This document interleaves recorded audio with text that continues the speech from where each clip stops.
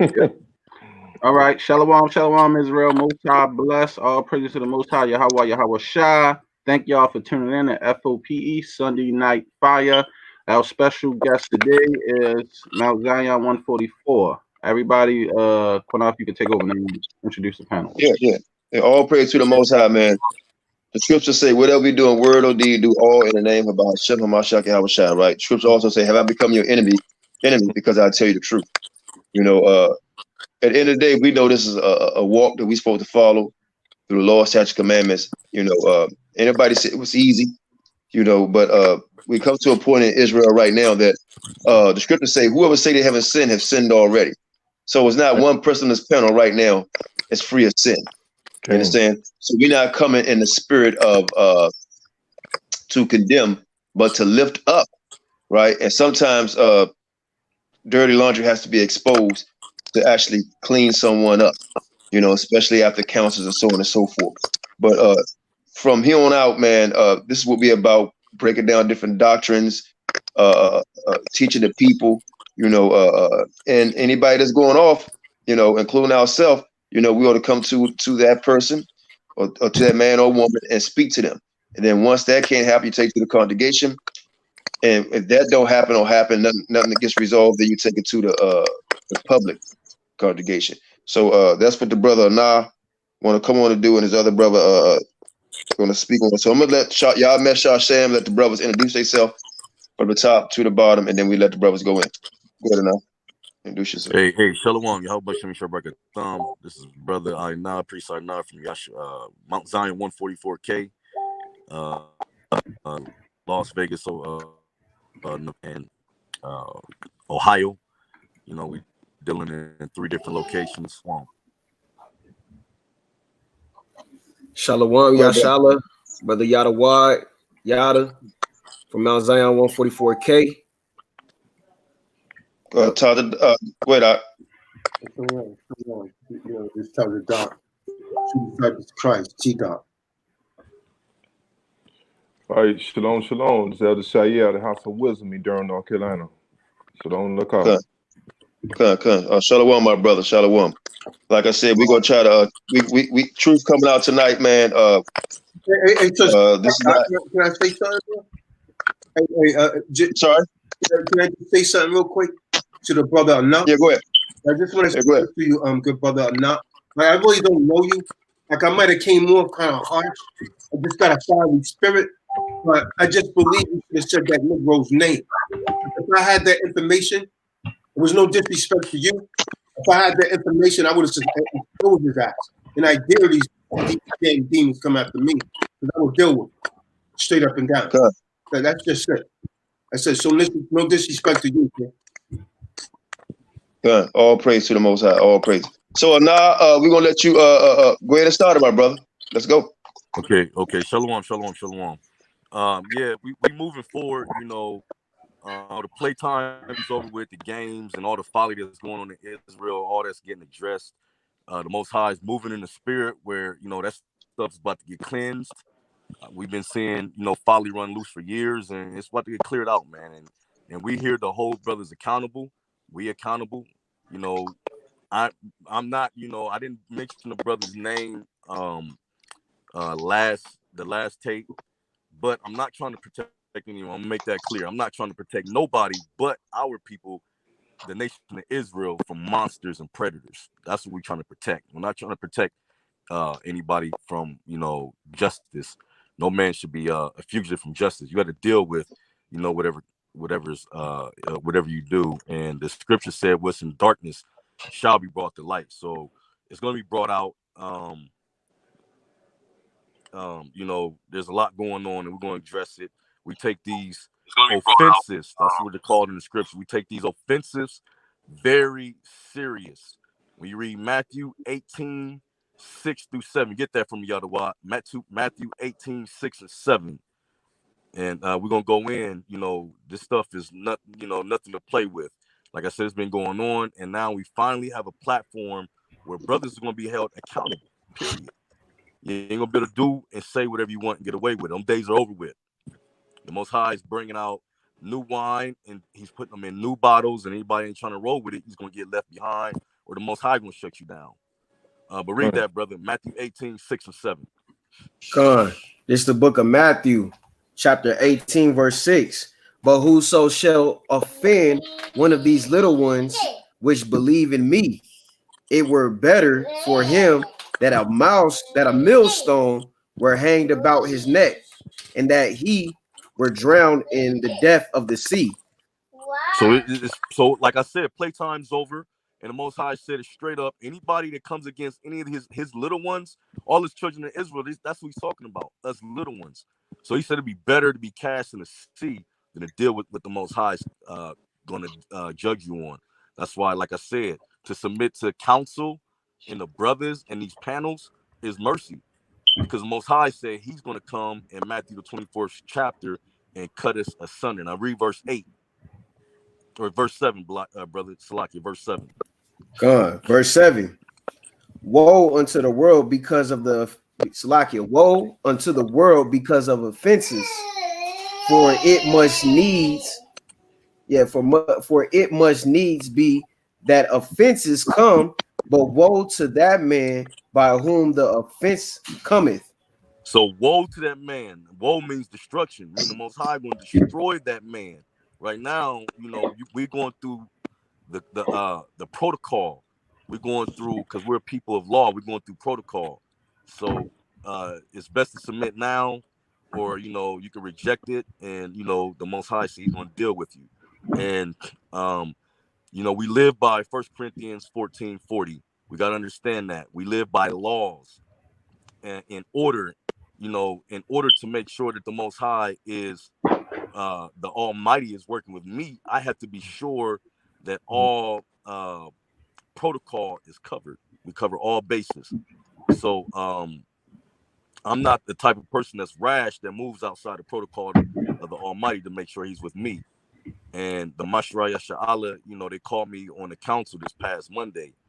Brother Zaquan from North Carolina. He's a righteous brother. I'm gonna say that. He's a righteous brother. He sent me the code to log on to and ask him to call in. And biblical protocol tells me that I have to deal with it. I believe it's Matthew the 5th chapter, I believe somewhere around the 24th verse. He says, if you know that somebody has an ought against you, leave your gift at the altar. First go deal with your brother, then you come and even give a gift. You can't even give a gift to the Most High. So how do we think we can keep on perpetrating these atrocities and all this folly against our own people, and the Most High working with us? We go to camp and think everything cool. No, it ain't working like that. When I came on the line, I was greeted by the Brother Zaquan. Brother Zaquan told me, Brother Zaquan from your house camp in North Carolina, he's a humble brother and righteous. He told me that he heard some of the tape, and the news was new and disturbing, and the floor was mine. They just wanted to know what was going on. So this is where I think I'm coming into. So Zaquan stated that the platform is mine. Just bring it out like I brought it out on the first tape, and so that everyone on the council can be abreast and address the situation. But of course, nothing of the tape was brought out because brothers had confusion in regard to my camp's affiliation with the Mashraya Sha'ala or the Sanhedrin. I was diverted because I had to clear, that had to be cleared up, and I had to clear up that my camp is neither answers to nor is subject to any capacity or have any affiliation with the Mashraya Sha'ala whatsoever. Our camp in Mount Zion 144K. We don't counsel with them, nor do we run any decision making process by them whatsoever. We have our own council. We have our own council of officers and elders, righteous brothers, and that they're all accountable. We're all accountable. We have 4 elders that advise us, and one of our elders been in the truth for 4.5 decades in the truth. The other, has been in there for 3.5 decades. And we have 2 elders that's been in there 2.5 decades in the truth. And then we have myself, and then we have another brother at my level, and then we got the officers. So yes, there is accountability. Myself and the officers are the ones that run the 3 camps of Mount Zion 144K.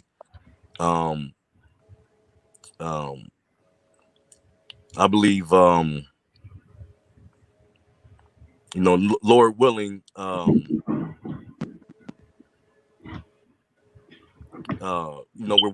going to work with FOPE. We're friends. We're developing a situation. We're moving forward in support of the brothers with the Sanhedrin.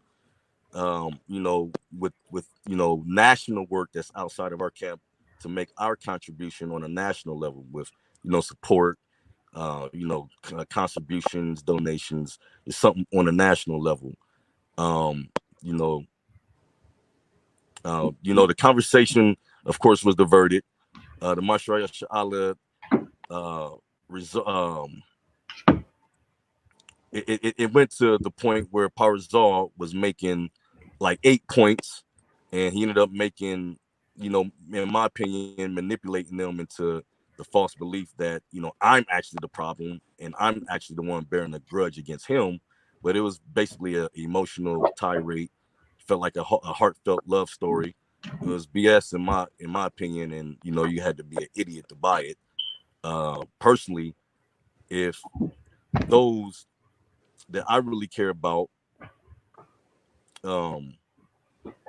personally, I really don't care about anybody's opinion at this point. I'm worried about, like I said, the people I care about, and the people that's in the truth. I'm worried about protecting our people. I'm not really worried about anybody else's opinion or how anybody feel. I believe, in my opinion, if Parazal was wise, he wouldn't have said anything. Can I stop you for a second? Because you said the name. So we have to understand who we're speaking of when you say Parazal is wise. So for the listening audience, everybody may not be in tune of who he is, where he's from, who he affiliate with. So since you mentioned that name, there's a lot of people named Parazal or whatever, however you say it. So can you Parazal Yasha Allah Bond OGSR, something of that nature. So he's the one that's perpetrated this atrocity against our people. I wouldn't, if I was him, I wouldn't have said anything similar to when the situation get pulled over by the police. Anything you say will be used against you. So I don't believe it was wisdom to even allow the man to talk, because it just looked bad. It was all bad. And if you watch the first tape, I clearly said in the tape that everything that I've been involved in since I've been in the truth is documented. And even the first council, when myself and Karash went to him, that was recorded. Of him admitting that he did it. He went back and lied and said he didn't do it, but I actually had recorded the conversation. And then when we had the council at Karash's house, I recorded that conversation too. They asked, what my solution would be to, my recommendation to resolve the solution.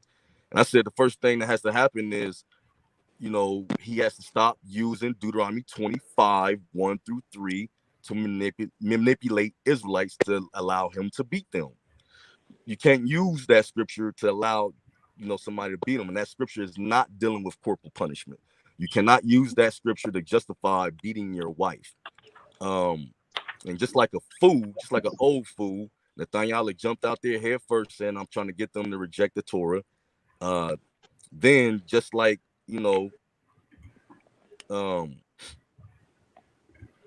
just like somebody that's not dealing with wisdom, didn't sound like a wise elder to me. It sounded like somebody that was not dealing with wisdom. He said that I'm trying to take away. He foolishly said that I'm trying to take away his right, or a man's right, to perform corporal punishment in his home. And I'm trying to take away his right. A couple of brothers, seconded Mashraya Sha'ala, and then the real demon came out of Parazal. The real demon, which is like the brother said, the person that I was mentioning in the first tape. That's not some out. That's when I seen you know, how he really felt. So, you know, like I said, protocol had to be kept. The Most High is gonna bring it out anyway. I wasn't trying to hide or protect nobody. You know, my thing is protecting our people.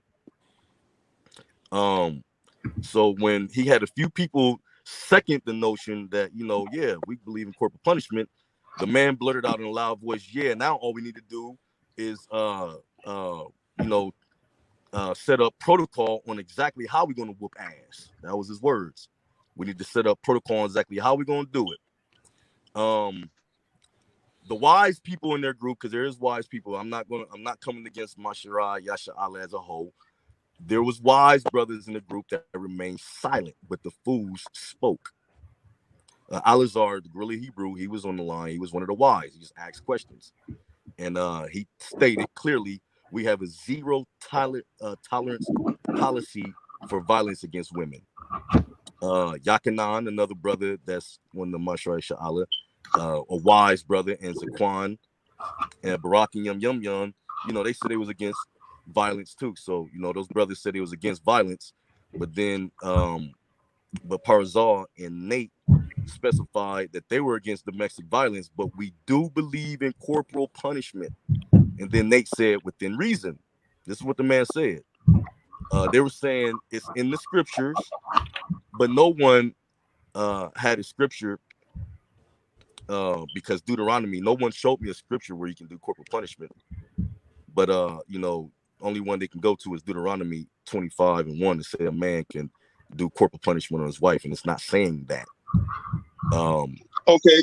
Let me say, I don't want to mess up your flow. I have it right? on the screen. I have it on the screen for everybody to see. Well, go ahead and bring it out, brother. Bring it out. Yeah. So can we read that? Yeah, let's bring it out. Well, we'll get Elder Sha'el want to break that down in the Hebrew for us as well. Okay. The problem with can I be heard?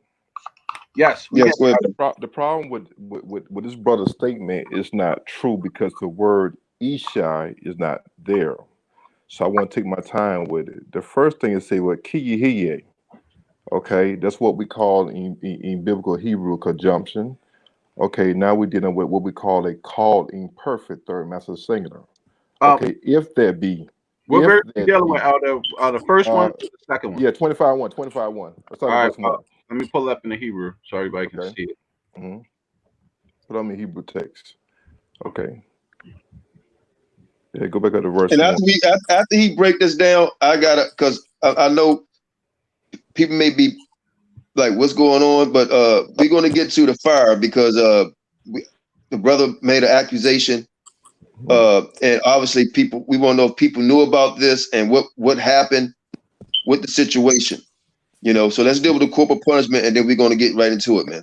King, Elder. Okay, even the very first, even in English, say if there be Kiyihiye. Okay, if there be a dispute. Okay, bid a noshim. Okay, between what men? Then it went on to say we nig shu. Now the problem with his statement, I don't think this brother understand grammar, because the word we inishim, that word there is used in a nifal. The nifal verse I want to explain to y'all can be used as passive voice or reflexive. Okay, now if they would come, okay, into the court, that's two, Hamishpat. Okay, into the court of Ushipatim. That is the judges. Okay, that's the judges. So we all agree with that, right? Fine. Right. Then it went on say, we hit Raku et Hazuk. Okay, now what that means, that's being used in the history of verse that means something's being caused. Someone's being caused to do something. Okay, something's being caused. So we're not gonna get a proper understanding, even reading the English from what this brother say he put out there, that this is talking you can beat your woman. So you got something got to be caused, or you got to be caused to do something, and that is a dispute between brothers. So that's established there. Okay. It went on to say, and acquitting the innocent and condemning the guilty. So even to be able to condemn the guilty is still that verb there is still something got to be causing a reaction for this brother to get condemned. If that's a dispute between brothers. Okay? So I want to go ahead and finish with it. I'll be all day dealing with the grammar. Okay, but anyway, going into verse 2, he said, then if deserved to be beaten, the guilty man, didn't say the woman, okay, and to cause him to lie down, the judge, that's another verb, to be beaten in the presence, okay, in the proportion of his what offense, with the number of what stripes. It didn't say the word woman. Okay, verse what 3? It said what 40 stripes may be given what him. Okay, but no more, not more. Least one adds to beat him. It didn't say the woman. Then these with more stripes be degraded. You be degrade your brother in what sight. So the problem with this right here, the second time you see the word man, it used the Hebrew word ben. Then you guys say, okay, I would have to ask your brother, what does it take saying? Why did they add the word ben, be in there for what son? But they choose to use the word man in what it takes and not what woman. Who is this? So that's Don't worry that's about let them finish out. Don't worry about who in the chat room. They'll take care of it. Go ahead, Elder No, Shia. no. Somebody came in a link, and I didn't send them a link. I don't even know who this person is. Okay, I'm saying King. Go ahead. So that'll be a thing. But that's all I want to say. But the word Ishai or Ishim is not what there. Where you say you can beat your what woman. And matter of fact, this particular Torah portion right here is dealing with Kita say. That's when you go. That's when you go. So I don't know why the brother will pull this particular scripture right here and say you can beat your woman when the text is not saying that. Con. All right, brother. So let's get to the council. And like you said, everybody on the council wasn't against you. Hold on, Quinn. But There's somebody in the back chat. I don't know this person. Their name is D. James Spencer. Oh. Did somebody send a link to somebody else? Oh man, you know what I keep, man. I missed sending that link to him. My bad. Okay. I was just trying to figure out who it was. I don't know who it is. Yeah. Okay. I'll leave him in. All right, go ahead, Quinn. Yeah. So I want to get right to it, man. I want to get right to it. I don't want to delay. Jack, you know what? And I don't want to mess up your flow. So let's get back to what happened in the council. And let's make this clear. Let me show my face. Is he on the council of Masha Yasha Allah? Yes, sir. He's an official member of the Masha Yasha Allah. He is. Do the brothers that was on that council, do they know about the offense? Yes, they do. Yep. Good. Okay, cut. So now let's move forward. This was dealt with, but nothing was really dealt with. That's what you're saying. It was spoken on, but nothing happened. Yeah. Basically, it was supposed to be a give me the floor to bring it out, just like I brought it out on your platform, right? Mm-hmm. But then it became an ambush situation. But not all the brothers was coming wickedly. You had some brothers that was wise, dealing with wisdom. They just was making inquiries of what's going on. Then it got to the point where, brothers were, I know I was yelling and brothers were yelling and speaking over each other, going back and forth. But anyway, like I said, Yakanan, a righteous brother, man. He's like, yo, I don't agree with beating your wives, period. Barak and Banyam, they said it was against domestic violence. Now you come to Parazal and his followers, Nathaniel Allah, which is supposed to be his leader, but it seems more like a follower to me. He specified, we don't believe in, domestic violence, but we believe in corporal punishment. And then Nate came and said within reason. Now, like the elders so eloquently brought out, Deuteronomy 25 is not dealing with corporal punishment. That's not what that's dealing with for your wife. That's dealing with you going before the judges and they making a decision, and you cannot be beat more than 40 lashes in the old kingdom. Now we do that now, we're gonna be put in prison, period. International law violation. Okay. And that's out the question.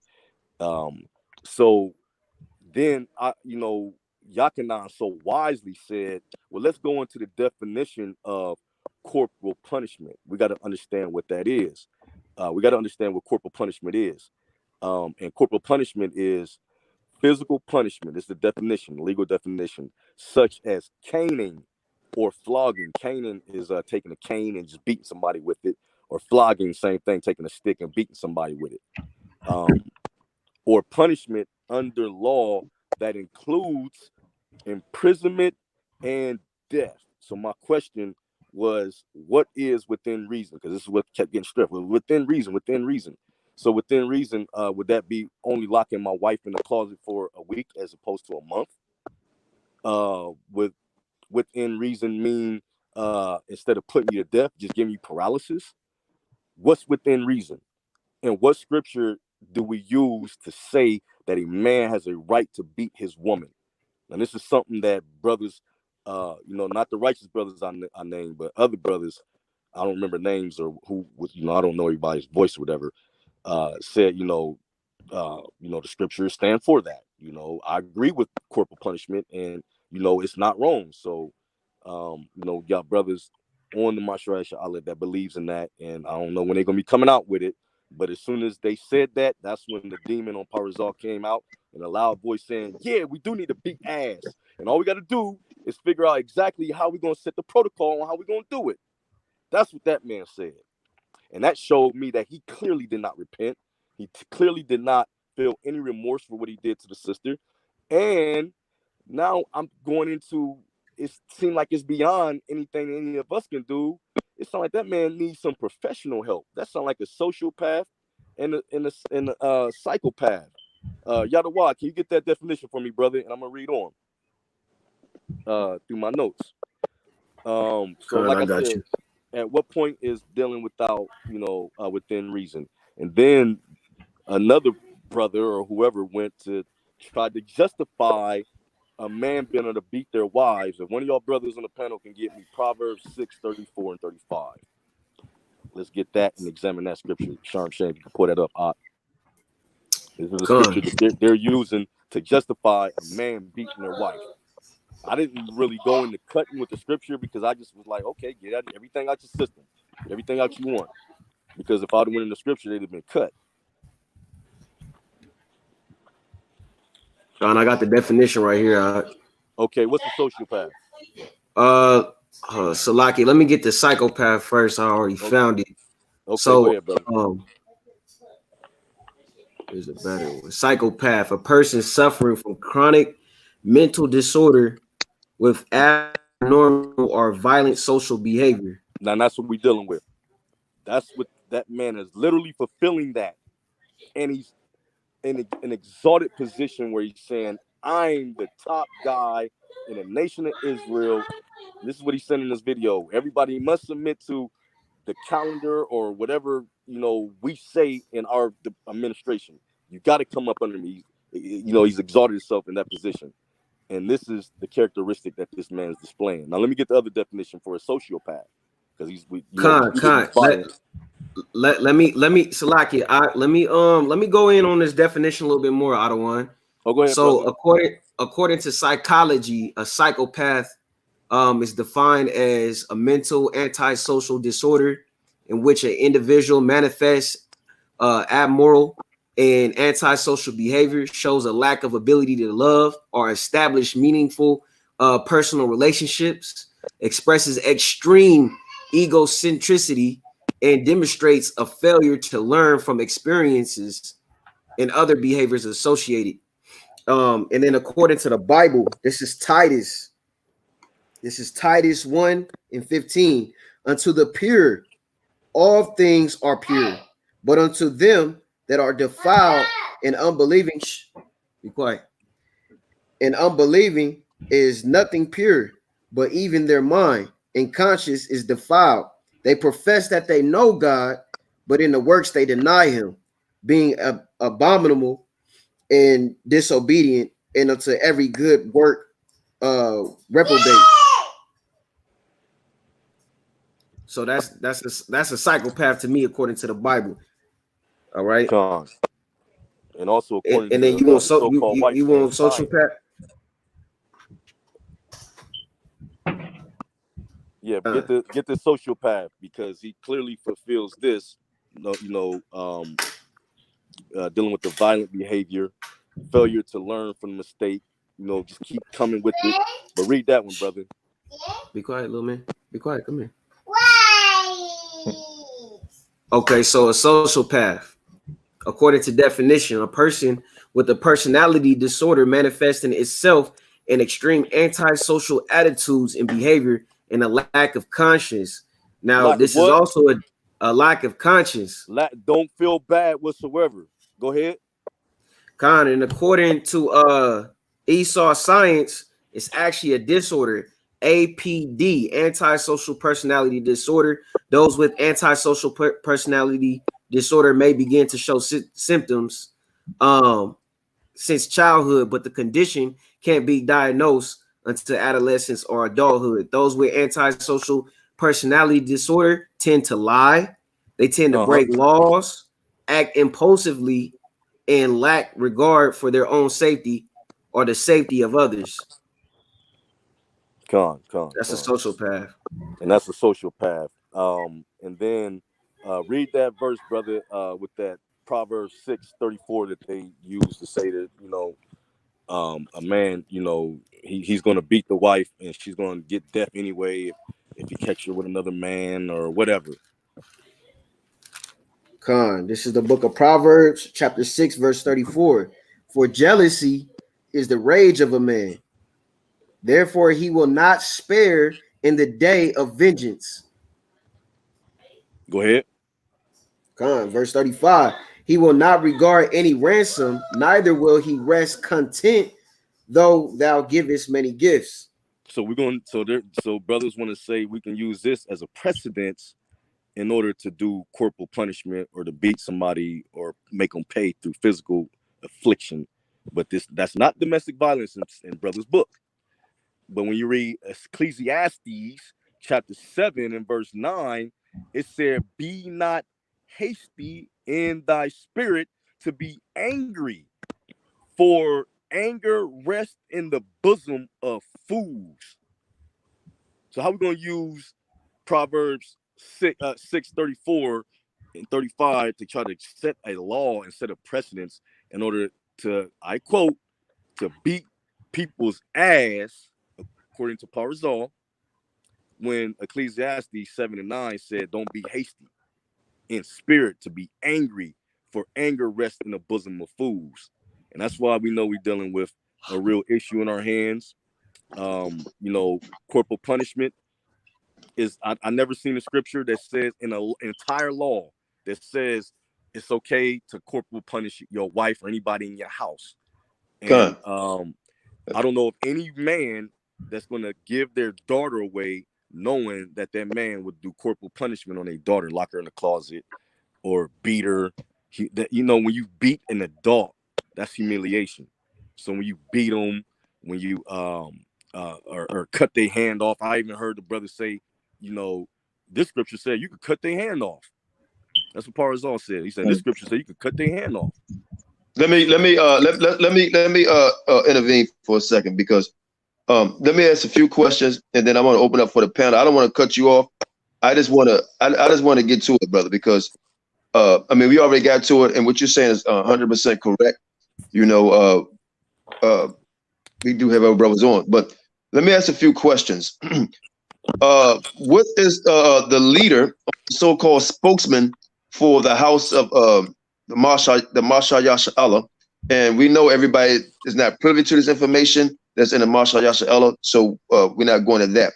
But the heads have to be accountable. So the leader, the elder Barak, out of the house of David, what was his stance on the corporate punishment?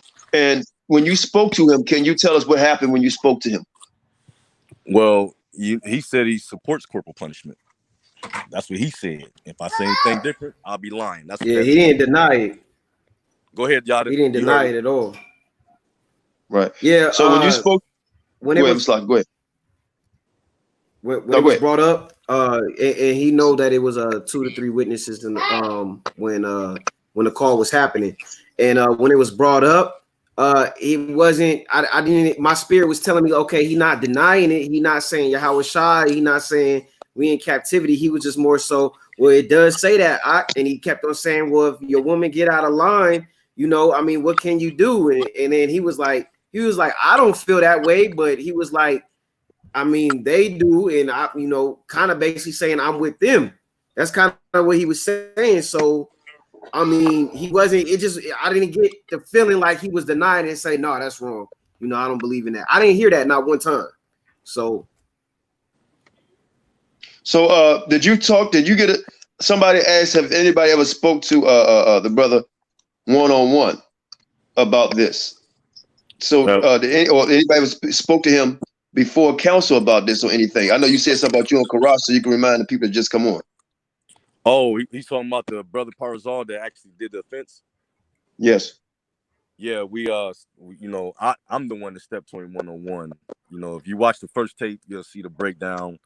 I had a young brother from the camp, you know, reach out and, you know, ask for us to help him because he was, you know, dealing with a situation, and he told us what it was. And I immediately interviewed the victims, and then I went to the brother. And then that's like I said, the brother admitted to me and Karash that he did it, and then he went back and lied and said he. What did he do? Can you tell the people what he did? He admitted that he beat the woman with stripes. That he had her beat. But then he went back and tried to lie and say he didn't. We just bearing a grudge against him, but he didn't know that I had a recording, so he couldn't deny it. Right. He could lie and say he didn't, but the evidence is going to speak different. So, what else did he do to her? Well, everything else. Now we charged the brother, like I said in the first tape, we charged the brother with what we could prove. Now, what he denied, we couldn't charge him with it. He said he didn't do it, so we had to leave it right there. But the allegation came out with the cayenne pepper in the vaginal region, and you know, the other atrocities. But you know, we could only charge him with what we had with as far as what do you call that, abuse of power, and you know, the beating. And all you had to do. So you want to elaborate for like another 3 minutes or so, then I'm gonna open the panel up. And then, like, all you had to do is repent. You know, I told the brother, we came at him with Galatians 6:1. Brother, you was overtaking the fault. We just want to see you restored. And it didn't have to come. It didn't have to come to the level where it's at today, but it had to, because he rejected the one-on-one. He rejected the council. He rejected us. He took it to the Mashraya Sha'ala. They served up a sentence. I'm thinking in my mind that's sufficient. And then, you know, I get a dialogue with him, and he's saying, you know, I teach everything's the same, ain't nothing changed. So I'm like, damn. So that's why I didn't go full force with the name and just bring it all out until I was able to talk more. So when we came on the council, that's when it all came out that this man, this is where he's at. And then who knows who else he's doing this to. So how are we going to stand behind this and let this go? If y'all, the leaders, and he's a part of your panel, what the hell are y'all looking at me for? Why ain't y'all looking at him? Because he's going to be the one that be your demise, not me. I'm trying to tell the brother, stop. The brother's saying, no, we need legislation because we need to beat ass. And that's why I brought out those psychopath definition and sociopath definition, because you know, there is no repentance. You don't feel bad. You know, you feel like you need to hurt somebody, and that's a problem that has to be addressed. But go ahead, brother. Salakia, Adawan, if I could just say something as well from everything that I learned during this trial. So the man, he's allegedly accused of putting cayenne pepper in the girl's vagina. Okay. Also, he made a statement that he would have anal sex with the woman until she bleed. And why did he make that statement?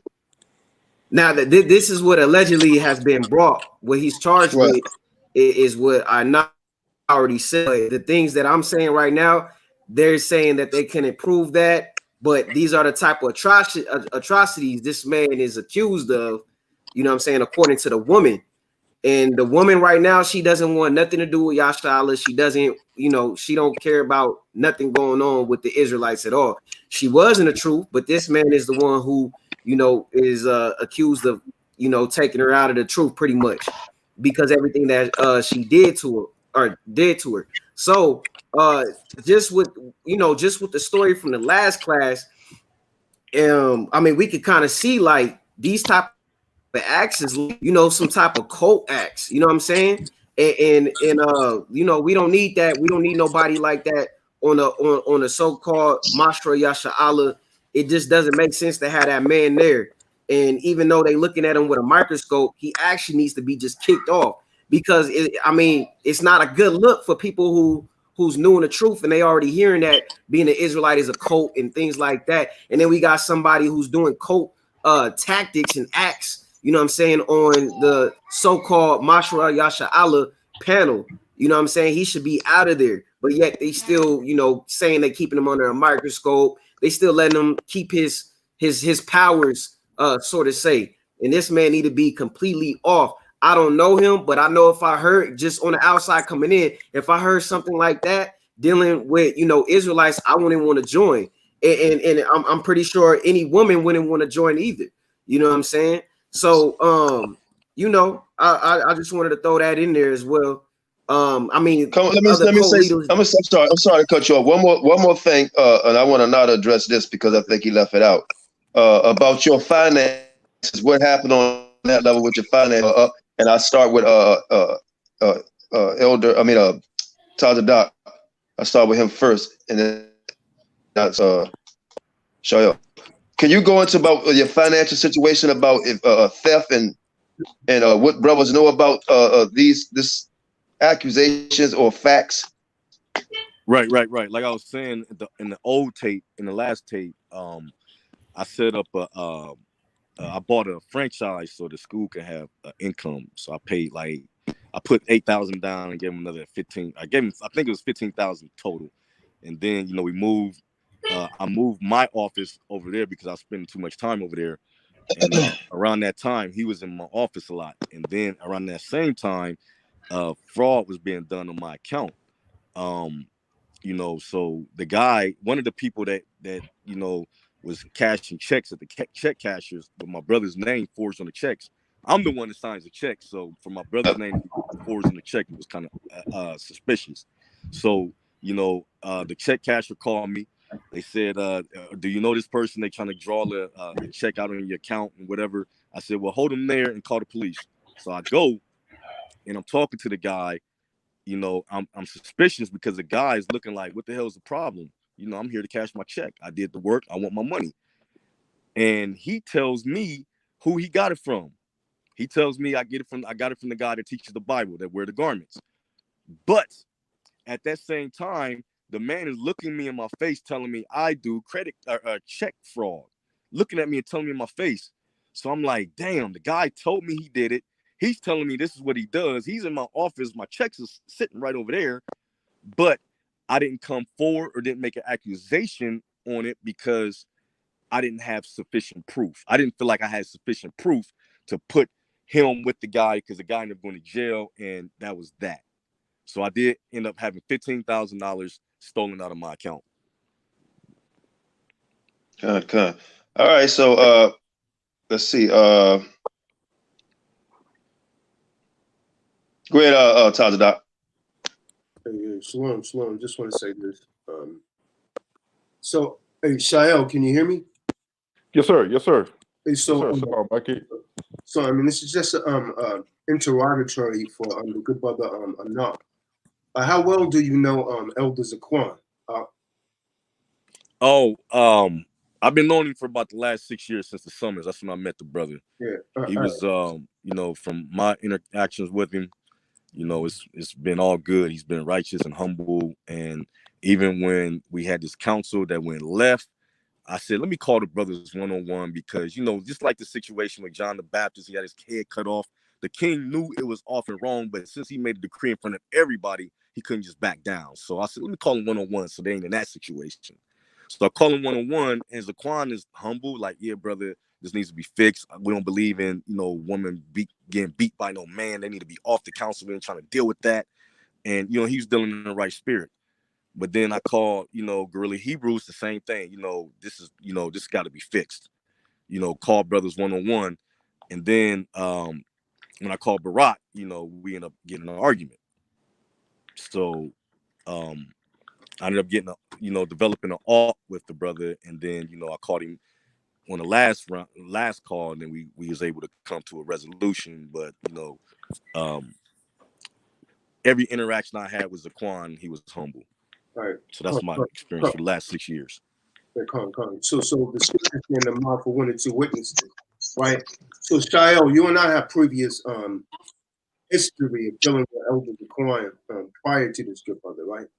And we was in the so-called organization with them, like down in North Carolina. Now let me ask you this, just to shed some light on the situation. This is why the scripture said to try every spirit, right? Because sometimes demons could pull one over you, on your eyes, whatever. Nevertheless, right? So let's say if a man knew firsthand that someone committed adultery with another man's wife, this man knew it. This man came to you with this and said he got the evidence from a source that watched the event takes place. This man actually, he didn't see him in the act of adultery, but kissing another man's wife in the mouth while he's at camp. This dude's a bop. He's kissing another man's wife in the mouth. He walks around the damn corner. He's kissing a man's wife in the mouth while the man's in camp with him. He's telling the man to teach for a while. Then another brother walk around the corner and catch the bop, kissing another man's rib in the mouth. And so the reason that I said I disagree with Zaquan being a righteous brother is that, and Shael, you could be a witness to what I'm saying, right? Because you remember the incident that Zaquan and I had in your garage, because this man, he swore, this man damn near swore when they had that first summit at at Knox in DC. Remember that first summit, Knox? Zaquan swore, because he came to us with the knowledge about Zabak violating a man's wife, that he was going to bring it out at the summit. Because I told him, you can't hold this, man. You got to bring this out. This dude has to be exposed. The man gave us his word all the way from North Carolina to DC. And when we got there, did he bring it out, Shael? Nah. And so what happened when we got back to North Carolina? Did I not confront him on that? Yes, it went to the point that I said something about it. I'm taking you back to like 2013, 2014. And when I said something about it, 2014. Yeah, they try to come at me the same way that they're coming at this brother. Zaquan and all, that dude Barak, and you got to talk to Tazadaq, man. He's not supposed to be doing this and so on and so forth. But I'm like, what are you doing? This man had first-hand knowledge that Zabak was violating another man's wife. He told every member in the camp, and all the members, they know this. And so this is why me and Shael walked away from it. Because we supposed to help them to get to school. Or every single one of those members knew that. And I was like, nah, the Quran is off. So they said, no, I can't disrespect the elder. I was like, well, if the elder's lying and he's concealing this because he's in conflict with 1 Timothy 5:20. When someone does something like that, that's not an individual act. And this is the problem that I have with a lot of Israelites. They would try and use Matthew 18 and 15 by going to your brother when this is not an individual act between brothers. When a man commits adultery, the punishment, according to the law, you take that man and that woman before the whole congregation and stoned it. And that's done for a principality of showing other people, if you do it, this is what's going to happen to you. Now, in this day and age, we know you can't do that anymore, but you can still enforce 1 Timothy 5:20, where if they sin, you expose them before all. You don't go to them in private. So that's what this man was supposed to do at that summit, and he gave his word on it, and he didn't keep his word. So from how I see it, Zaquan is not a just man. He's a charlatan. He's a real slick dude, but he's a charlatan, and he's not a man of his word, as most of those dudes over there are, man. Most of those dudes, for years now, they swept things under the rug and covered it up. And this is where the folly has been able to continue for so long. And so, Canuck comes forward, start saying things. I come forward, start saying things. They don't want that. They don't want men to be exposed like the scriptures are saying. They want to keep sweeping it under the rug. So, I consent to everything that you said, good brother, other than Zaquan being, a righteous dude because he showed himself not to be. But you wasn't aware of that. But Right. Shael and we had this first hand. It came to the point. Did it not come to the point in your garage, Shael? I was standing up on this dude like, yo, man, I take this real seriously, man, because it's not really a game to me. You understand? You're gonna let this man violate someone's woman and say nothing about it, and you put yourself in the position of an elder. Yeah, I can't rock with no dude like that, man. Right. Yeah, Right. I can't rock. Okay. Let me say something. Let me say something in there, Elder. Let me say something real quick. I'll let you jump in there, and I probably would after everybody speak. I want to say this, that the first summit that came up, I knew nothing of this, right? I had no idea that this brother was going to speak on this. At that particular time when that came out, I mean, it came out later, but when people this is the problem we have in Israel. I had nothing against the dude, Parazar. He stayed at my house, right? I talked to him. We knew some of the same people in my city. So, and I know what type of brother he is. I didn't know these things about the brother, right? I tried to reach out to him many times myself, so I just hope brother was step down.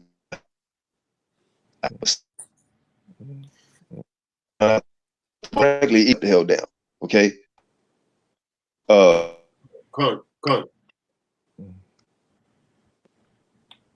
Are you breaking up? I'll say this. You break it up. Brother Saquon? Quanaf, Can you hear? Quanaf. Hold on. All right, can you hear me now? Come back in, because your phone breaking. You going in and out real bad. What about now? Okay. No, you're All right. rotating now. Yeah, I Say was trying to something. get my. How about now? Okay. Go ahead, talk. All right. Yeah. I want to get on with the brothers. Still breaking up. Nah, I am in the summit Quanaf. initially, and bro, Quanaf, leave back out and come back in. You breaking up real bad. Con. Until he come out, let me say this. Salak, let me say this. If brothers got a problem with me dealing with Quanaf, like I said, I ain't got no problem with none of you brothers on the panel. And nobody ever did an offense to me. Y'all brothers is Israelites. Y'all believe in keeping the law. You may believe whatever you believe. To me, I personally don't give a damn. If you are my people, I love you, period. Ain't no beef, ain't no problem. I ain't got nothing but love for you brothers. So, can nobody pit me against nobody else? You brothers never did nothing to me personally. So, I'm with that. Come. Real quick, let me finish up real quick. I didn't know anything about that. I found out later on. But one thing I will say about the dude Saquon, and I did have a beef with him. I came down to surprise not surprised, me and the brother Shael. And I know why y'all airing this out. This stuff has to be spoken of, man, because we supposed to warn the flock. And it's just on my spirit. I got what happened, man. Be careful what you do around me. I'm not a snitch, but if you wicked as hell, I'm gonna warn the people. I came 500 miles to see Shael with my whole family and other brothers in my organization. And I came down to see him, and Shael was like, okay, come. And the hospitality was second to none. Beautiful. I actually cried in the man's house. The man gave me a garment and brought tears in my eyes. He's like, what up, you all right? It was just beautiful, but it's a reason why I had to go to his house. We had the whole class there. I wasn't even allowed to go to the school. This was talking about men being proud. I wasn't even allowed to go to his Saquon school because I didn't contact him first. So I just want to put that out there, but the adultery thing with Sabak. We've been speaking on this, Shasham and I, and it's like old now because nothing being done about it. We caught him in a car with a woman, a married woman.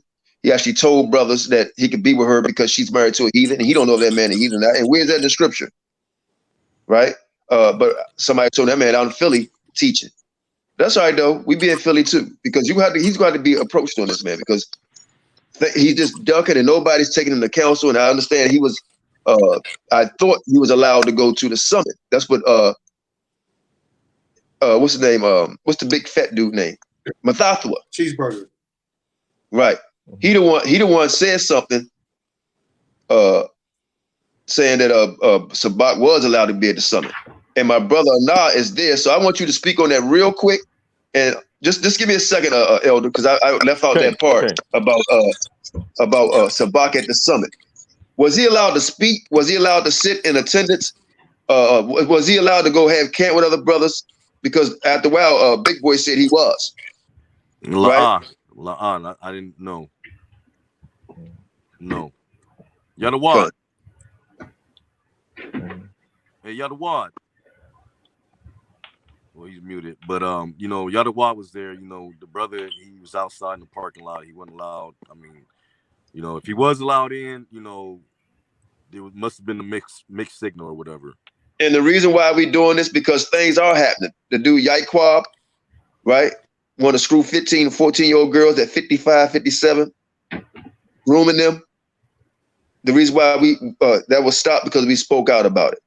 You understand? But Elder, I'll let you go ahead and speak. I don't want to, you've been very patient, so go ahead. King. Well, I'm not going to speak too long. Let's back up what Todd say. There was opportunity where Zaquan said, okay, well, again, I'm not going to go too much in details because Zaquan's not here to defend himself. But the situation that happened in the garage, just a little bit, Zaquan said, okay, well, here is the number, to this particular person. You see what I'm saying? He did offer the number. The person did show up at the summit, in DC. But because Zaquan is not here to defend himself, and what basically what need to happen is me and Taj, Zaquan again need to get back on a conference call, private, to address the issue, and so that would be wisdom on my part, for us as brothers. And again, Taj had a legitimate point for bringing it out, and Zaquan said, listen, this is the issue right here. Yes, I made a promise that I was going to bring it out, but the guy was not there, So I don't want to put out in front of the world like that. That's something that being Taj, Zaquan, Yakana, and Obadiah will get back on the phone and talk about. Yeah, I mean, so that's the problem that I always have with Israel. You see what I'm saying? They always want to give these Negroes a pass. I got a real problem with that. That's why I'm kind of isolated, man. I can't deal with Negroes like that, right? The nigga is wicked, man. I'm gonna tell you straight. Juan, you're a wicked Negro. You're a wicked Negro. I'll tell you straight. See, I don't have one with this. You don't get no pass with me, man. If you know a man is violating someone else's ring, and you're gonna tell, because we didn't have the Kyle. He came to like, yo, you gotta bring that out. Huh? You gotta bring that out. If you're so-called righteous, you calling yourself an elder, a priest, so you're supposed to enforce judgment. We let him speak for they can. Because I told him I can't really say it, it'll be hearsay, right? Because the information was given to you. And he said this came from a valid source, the man that saw the dude doing it. So I was like, you got to bring it out at the summit. He didn't say, oh, well, the guy's not there at the summit, I'm not going to bring it out. This man gave his word that he was going to bring it out. And me, I'm a real serious dude. Like, if you say you're going to do something, do it. Because that's what I do. If I say I'm going to do something, I'm going to take it to that level and do it unless the Most High takes the breath out of my lungs or brain. And if people don't like it, so damn what? I'm not here to be liked. If you don't like me, you can deal with me in person. And I don't back down. You might say that's carnal, but I will take it there. I'll take it there, man. Go ahead, Up.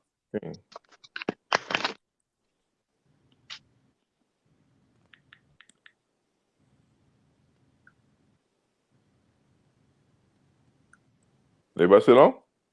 Yeah, I seen a couple people just go out, man. But his spirit's off, man. That should have been brought out, man. And, you know, a lot of them they get tasteful because tells the doctrine. Well, no, Negro, you should have done what was right. When people get violated like that, man, the woman should have been exposed, and Zabak should have been set down a long damn time ago. You know what it is? People appease to this man because he recites scriptures. But most of these Negroes are not living by that. If these men, and you know, you say Parazah should step down. All of these Negroes on that panel should step down, except for Yakin. Now, I got love Yakin. He's a righteous brother. Give him that. But he need to get that damn demon, Zaquan. You know that man's spirit off, man. I'll bring us some things about this, man. This Negro some of the brothers in that camp damn money that he won't even pay him. They calling me up. You see what I'm saying? Brothers come to camp, you know, he won't say nothing to the brothers. Then he'd go and say something to Yakanan about the brothers. Brothers calling me up, saying, man, that dude's spirit's off. So, you know, when one or more people start to say something like that, you need to start look within and stop looking without. And the Lord wasn't dealing with that man, because before I went down there from New York, where did we find him at, Shia? We was in a dorm teaching. This man was by himself. You understand? We invited him over. And he gonna come over and talk about Tazadah. If you don't like it, you can leave. So me and Shael was like, yo, shalom, have a nice day. When we found out, remember that school? We were supposed to pitch in on it. We cause not like he said, he comes down with what, about 7 members at FOPE that time? And so it was a Quran that say, nah, they can't go to the school. They called and asked that man, could they come over from the school? Nah, they can't go to the school. How is that righteous? These men travel all the way from DC down south, and you telling your brothers you can't go to the school? They just wanted to come over there and listen and build. How's this man coming from a righteous place in his heart, man? That man's a demon, man. And I'm gonna call these demons out, man. I had my wife, my children with me, and everything, brother. And I had my congregation with me. That kind of they I can say they frowned on me, but they was like, damn, you know, what kind of brothers you dealing with? You know what I'm saying? But like I said, Shael, man, he was a wonderful host, you know. So I mean, you got brothers in council, man. It's gotta do better. Just gotta be better. Zaquan has a gift of God. He know how to talk to brothers and lure men. He's been dealing with this for a long time, man. What, like maybe 89, something like that? So he had that gift of God. He know how to smooth talk people. For me, I see right through these cats, man. Most of these cats are fake, man. They're not living this out, man. They're quoting scriptures. They're not living that out, man. Most of these Jews are wicked, man. And I'm sick and tired of it. That's why I'm exposing cats, man. Let me say something real quick too, because I see the brother Eleazar on. No, because you know people hear Eleazar talk, right? Eleazar's he has his own organization, right? But we still love our brothers. I even love. Oh man, we just hope they repent, man. Step down. We don't condone no damn violence at all, right? At all. Eleazar know where I stand with that. We don't condone that, you know. But we not taking no mess. What I mean by that is people sleep with other men's wives, people supporting Chesters in the organization, and thinking just because they don't speak about it is all good. People forget, you know, out of sight, out of mind. You know, we can't live like that, because one day that Chester might sneak up on your child. You know what I'm saying? One day that adultery might sneak up on your wife. You know, one day that the person that's doing something to women and cayenne pepper and all this other shit might happen to your daughter or your daughter. All this can happen. You know, so I'm gonna open the floor up to you, brother. But I want everybody, you tell everybody how I operate, right? And what's your opinion? Well, I agree with you. In fact, hold on. In fact, do this for me. When you first met me, what did I tell? You tell them a story when you guys first came to my house. We came and stayed at your house.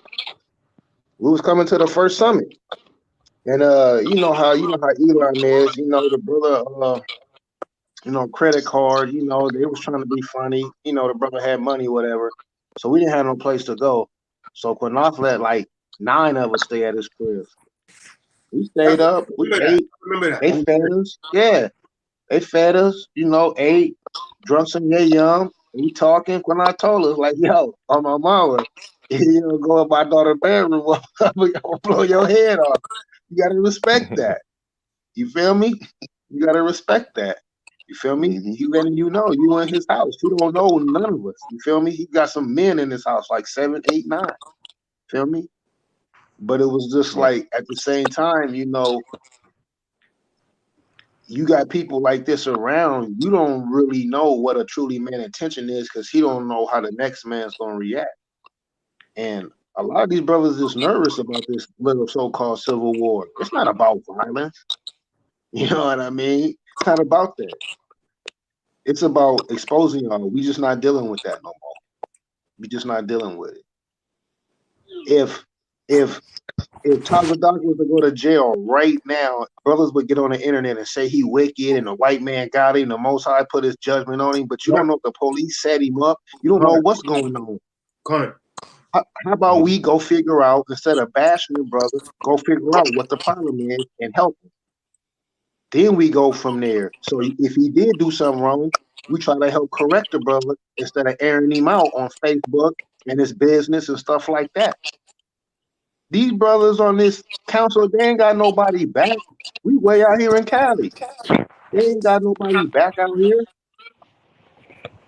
You get in trouble, who got your back? You supposed to be brother. My brother got my back. All the brothers I know, because I ain't messing with you if you ain't got my back. I'm going to tell you right now. Straight up. You can't even hang around me.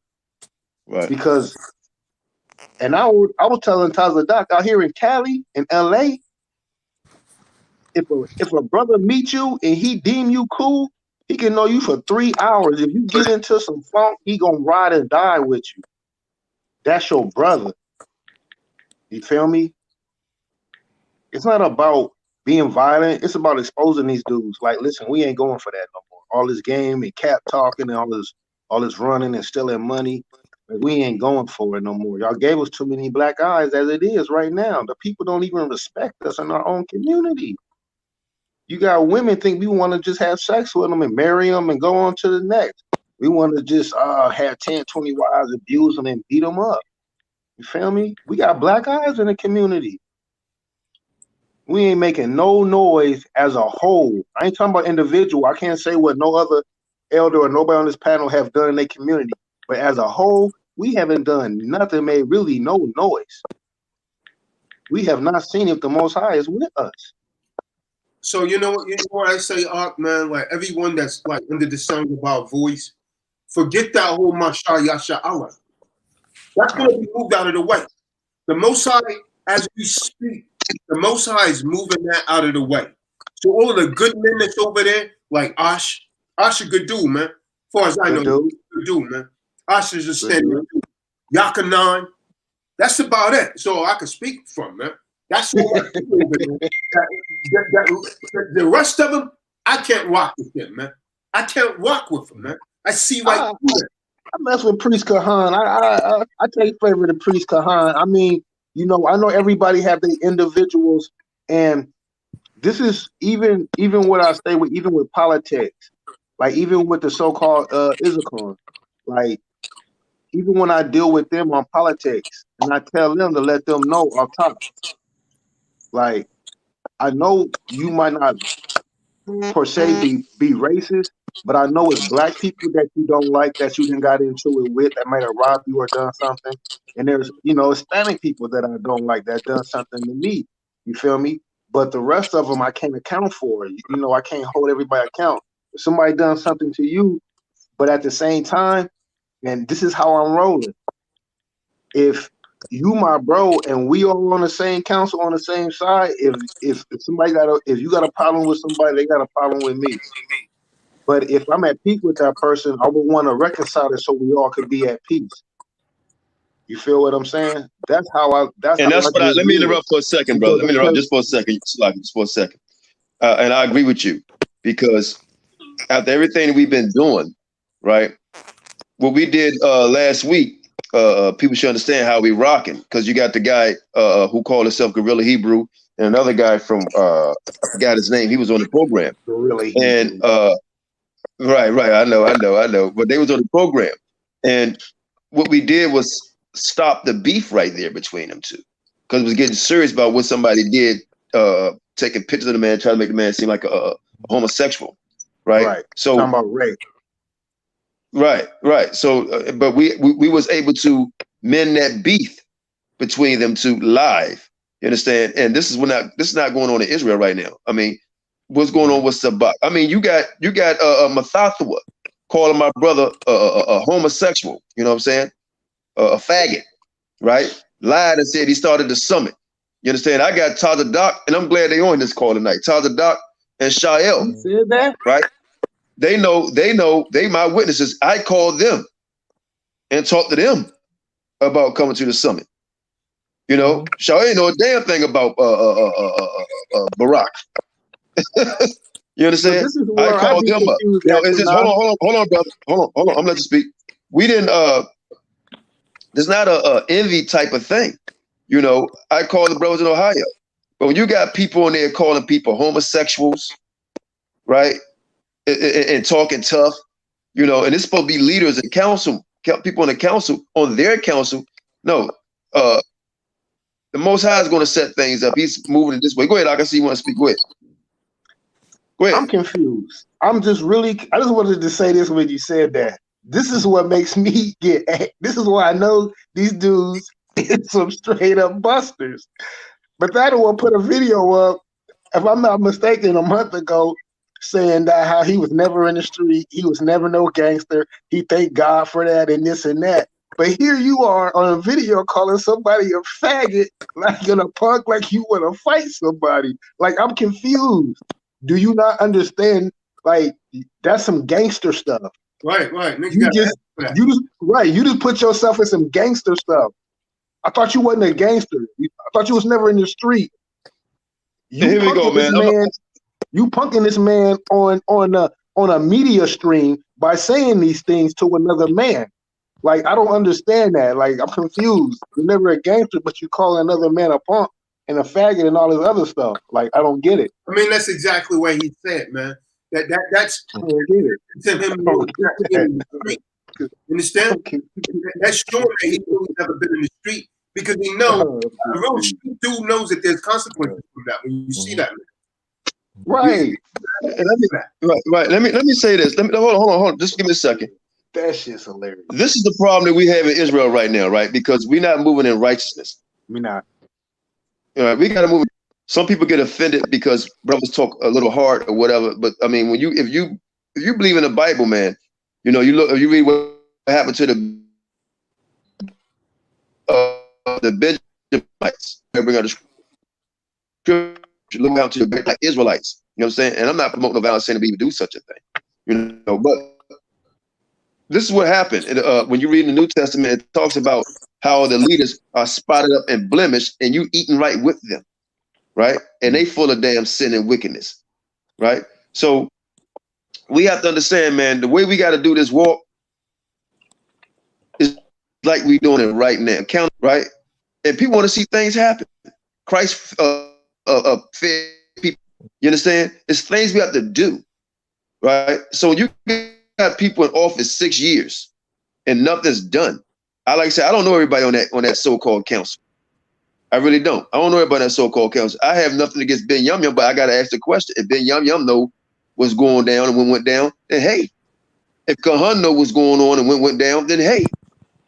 You understand? If they know about these things and they didn't do anything about it, and they not speaking openly, even Barack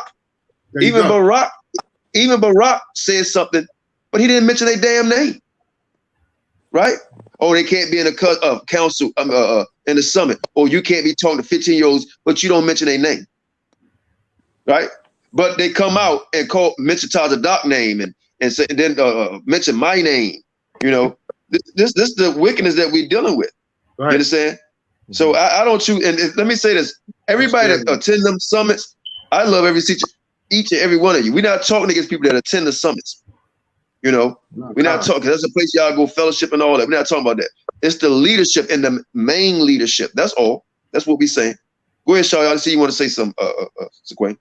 Well, this is something that with wisdom come in. It's something that we say in Hebrew that Ifa with Ifa. Ifa mean a double standard. So as we all, as brothers on the phone, We got to make sure, according to character, that we are devil found and hold guilty for Ephah, a double standard. That is something very important. And another thing, terminology we say Hebrew, is al tipakakpa, the Satan. Don't tempt the Satan. Meaning don't tempt the Satan or provoke a Satan in that brother. So we look at the Torah portion of Exodus 23, we're dealing with character assassination. Don't follow the crowd that do evil. So if we got babies following brothers doing evil, then it's our job, like we're doing, to expose those brothers within a council.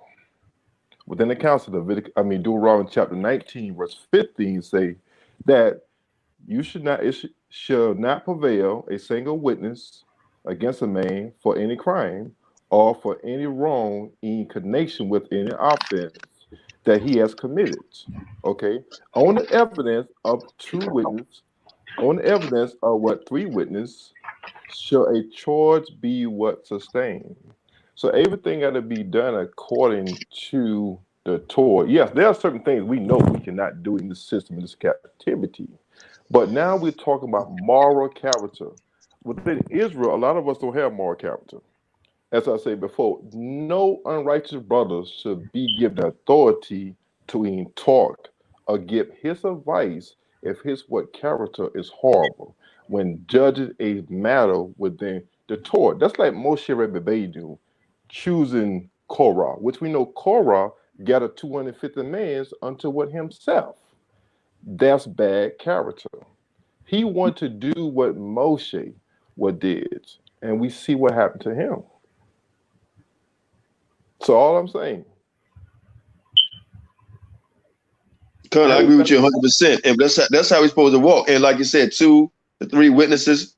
The brother Anah had multiple witnesses. Shasham and I, my wife, my children, witnesses of what Sabat did. The man promised me he would never do that again. And lo and behold, now I got witnesses for what Saquon done with me, my family, my congregation. Shael is my witness, the whole congregation is my witness. You know what I'm saying? Tyler Doc, it went down. And I'm gonna be honest with you, that was wicked as all hell.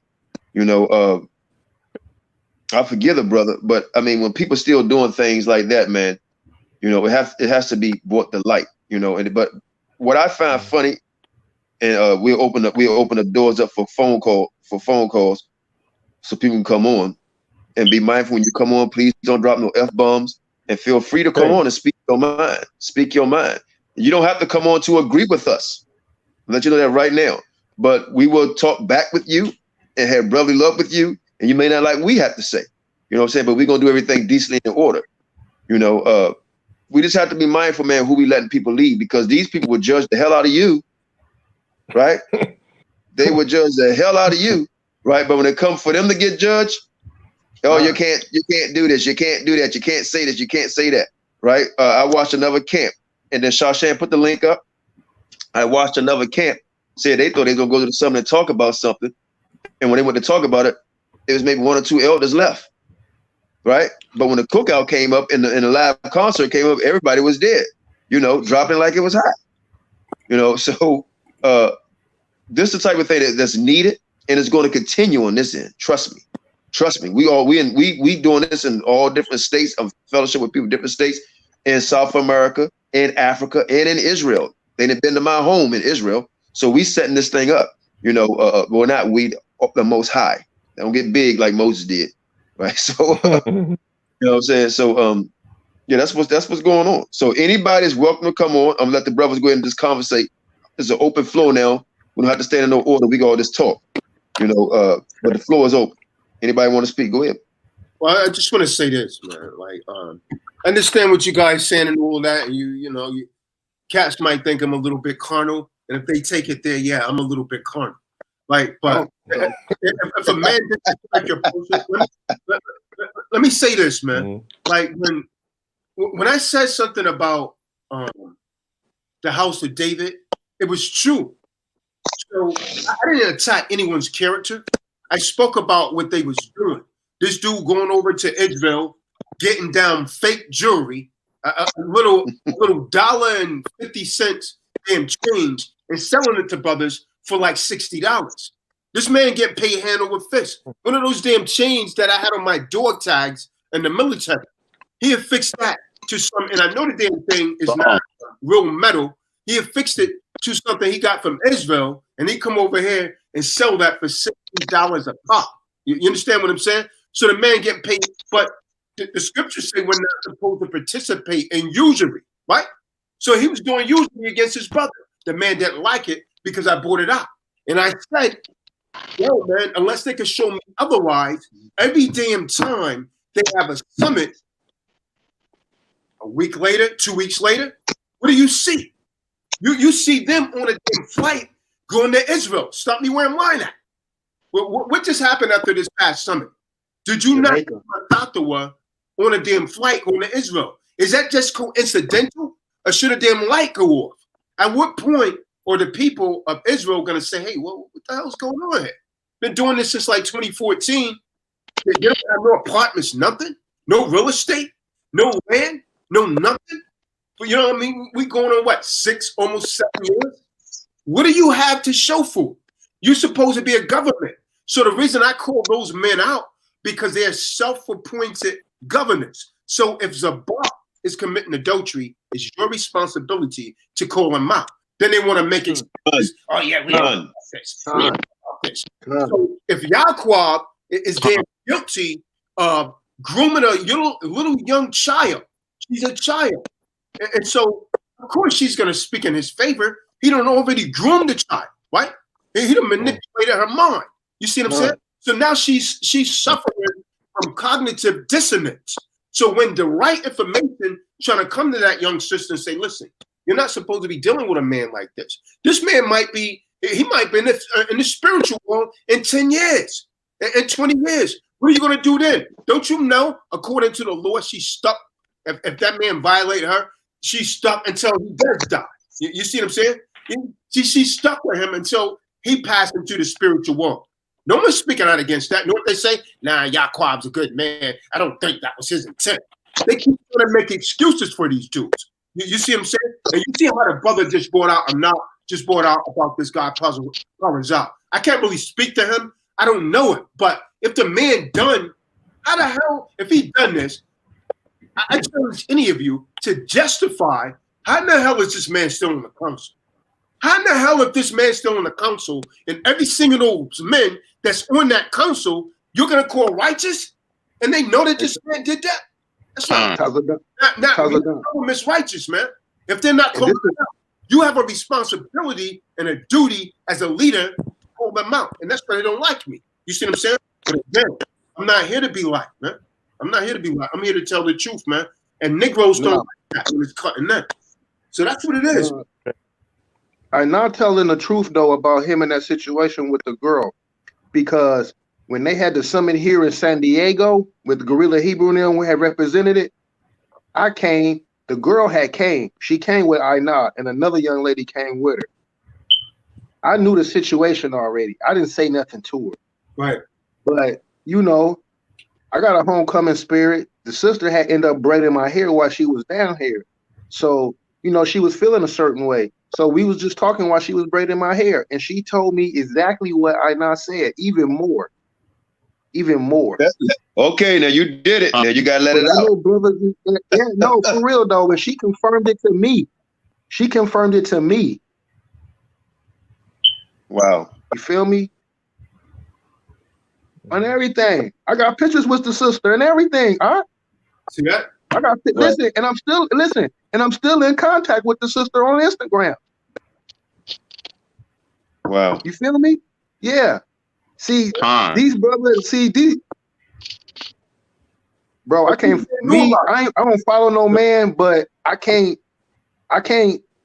do what we supposed to be doing with nobody like that. I don't know what we supposed to be doing with these dudes, but I can't rock with nobody like that. So if we go to war, if we was to leave and go, they'll do something to the sisters while we gone. You feel me? And let me If there back ain't no you up. Go ahead, strong men Shayo. Go ahead, around, Shayo. they'll do something to Yeah, the let me sisters. back. Go ahead, bro. Let me back y'all brothers up. In the book of Deuteronomy, chapter 16, verse 9, it says you should not pervert justice, basically what Tarsus was saying. And this is basically what we've seen going on within the nation. You should not pervert justice. And he went on to turn around, listen very careful. You should not pervert justice, other word, partiality. And he went on to say, and you should not take a bride, for a bride blinds the eye, that is the conscience of the wise, and subverts the cause of the righteous. And this is basically what we're seeing, what Tarsus is saying, what all of us are saying on here. There is something, a spirit that's moving in the land today that's on a lot of what our people, especially in leadership, that's blinding their very eyes. We know their eyes is the very consciousness, that they're not going to make a righteous judgment or decision when matters come up within the nation. And this is why we're on this path to talk about the issues right here. Everybody is not a judge. You just can't. It's like getting an AK-47 to a 10-year-old. What you think will happen? I mean, most of us from the hood. I mean, we think it happened. That's like my 4-year-old granddaughter out there in LA in Compton. I'm gonna get her a bazooka. I'm saying, hey, Elazar, go ahead and get a damn bazooka. Y'all can call the police. I'm gonna be in the nut house. Y'all gonna be like, Right. yo, Shael called me, tell me to give his 4-year-old granddaughter a bazooka. Okay, but go ahead, Atkins. No, I mean, you're right. You're right. Let me time it out. I got another brother on here, a dear brother, who goes in. I'm just gonna say, What's wrong, watch the F-bomb, but I'm sure you've been listening, brother. So you can, the floor is yours. The floor is yours, Dawid. The floor is yours. Shalom. Listen, when I look at some of these men who claiming they leaders, man, y'all need to sit your ass down because y'all don't got no true leadership in your bone, bro. When you see matters that need to be taken care of, wickedness is around all of us, right? When you see a wicked act, you're supposed to step up. You ain't supposed to stand down. You're supposed to step up, man. And that's what a lot of these dudes don't do. Like you heard the story of you was breaking it down like with Zabak sleeping with other men's wife, other men's women, wives and stuff. Did them men address that? Nope. Did they address it? See what I'm saying? Like they don't want to address this old decrepit Negro messing with a 15-year-old girl, 16, 17-year-old girl. You claim that y'all are leaders, man, right? But when we look in these scriptures, let's dive into these scriptures. When you look at these men that you read about in these scriptures, man, these men did not play no games, bro. They were serious of the Lord's work, which a lot of you men don't do.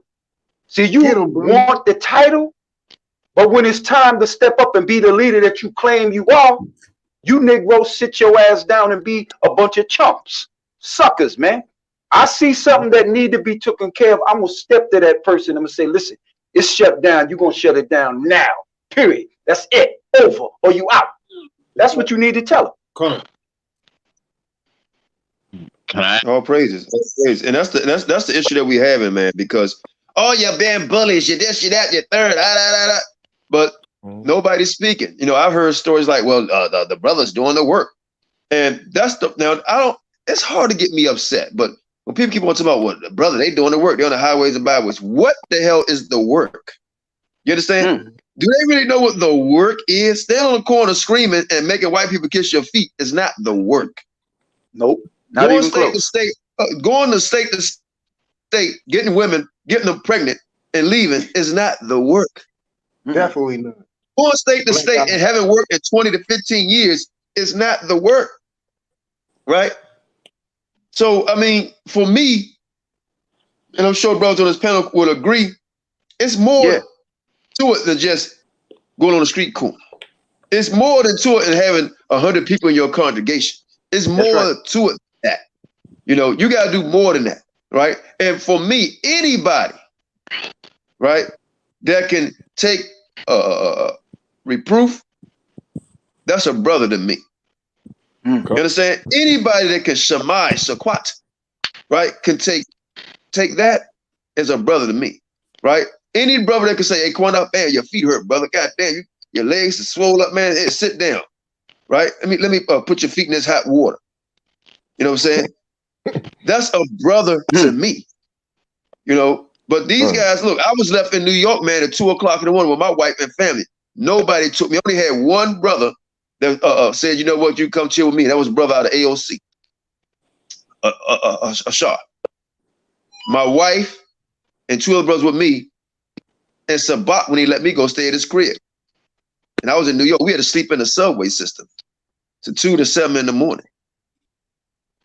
That's a fact. But I still forgave him and dealt with it. But I brought it back up because he's still doing the same thing. So when you repent, you don't do it over and over and keep doing the same shit over and over. You just don't do that. You understand? Really? Anybody can jump in. You slept on the train and everything? Well, Anybody there? No, I didn't sleep on the train. My wife and I, we went to Purim in 2015, I believe it was. And I brought my cousin up there and the brother y'all can hear me? Who was with me? The brother Yakatas was with me. Now Yakatas is in Sabat camp now. And he left. He wouldn't let me, Yakatas, my wife, or my cousin near him. We was like, bro, can we come chill out? Not spend the night, chill out till our bus come. He said, no. I said, why? He said, because you didn't let us know you was coming to New York. You chose the fellowship with the Mother Brothers. Now, Yakatas obviously forgave him because he in his camp. You understand? But he had us out there in New York, February, cold. Right? Well, Quanah, why didn't you get a hotel? Where we was at, we couldn't afford no damn hotel at the time. Couldn't be with my brothers. We got I'm one of the main teachers on the panel. Me, Elder Shaw out of AOC, and Daniela out of Lions Israel. Yep. So I mean, it's a lot of stuff, man. We swept on the rug, but no more sweeping under the rug, brothers. Not on this end with me. Because what happened to me, I'm kind of find out it's happened to other brothers too. Go ahead, Elder Shaw. You about to say something? Yeah, back in the book of Genesis, chapter 4, verses 8 through 9. Here's a question. We know the story of Cain and Abel. It said it came to pass when they were in the field that Cain rose up against Abel, his brother, and slew him. But what is so powerful when we look at verse 9? And the Most High said to Cain, where is what Havel, thy brother? And he said, I know not, am I my brother's keeper. So when we look at the word keeper there, that is an action. That is a continuous action. In biblical Hebrew is what we call a called participle. That's someone always looking out for his brother. And so we supposed to always be each other brother's keeper. That being, as the brother says, but Taylor say is exposing, calling out the bad character within a lot of them brothers. But in the midst of that, we each other keep. How do we keep one another? By checking one another in brotherly love and respect. And sometimes we gotta get on each other. Sometimes we gotta go back to the hood and bust each other in the chest. That's what I always tell brothers here in North Carolina. If it get to the point where the scripture can't bring us back together, then I don't have a problem saying, listen, let's go in the backyard. We still cool. We can drink some wine after work. Let's knuckle up. That's how we do it down south. You know what I'm saying? All that talking, we ain't playing that. You know, Taz will tell you. Elder Quanah tell you, you know, he was down south too. So, but the biggest thing for me as a leader here in North Carolina, I gotta move a certain way because I got babies that watching my character. You know what I notice about these dudes is. Go ahead, Aki.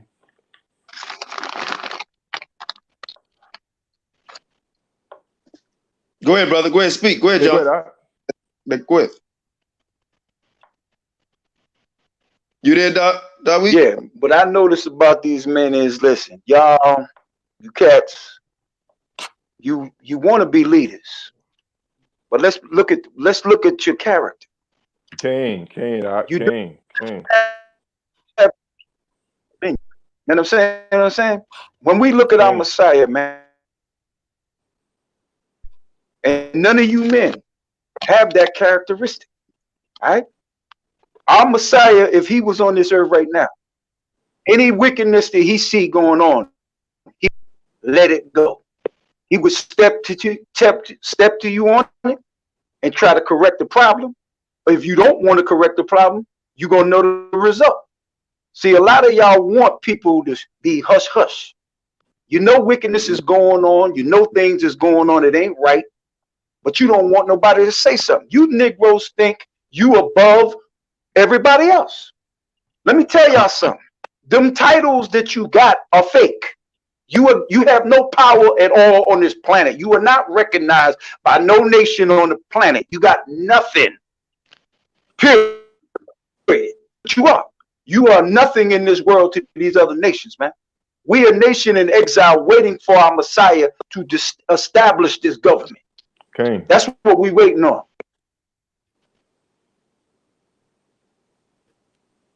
Okay. I feel you, brother. And I look at it like this. And don't get your feelings hurt, right? We can respect each other, but we can't respect the person. We're supposed to be building. And we are all filthy rags, all of us, to the Most High. You understand? So what the brother Essence is saying, stop being proud. Stop boasting yourself. Be a servant. Be a servant, right?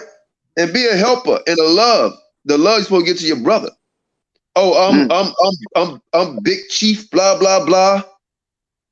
That all this pride has been set up in Israel by men. Yeah, we can go in the scriptures and get that. You know, we can go to scriptures and easily get that. You know, this is not class night, but we easily go get that. A lot of us have. I was guilty of that. You know, I was like, man, yeah, I won't say on the big mighty Quanah, but I'm like, well, we doing this, we doing that. But I was always a humble brother, and still is. You know, brothers would come around me.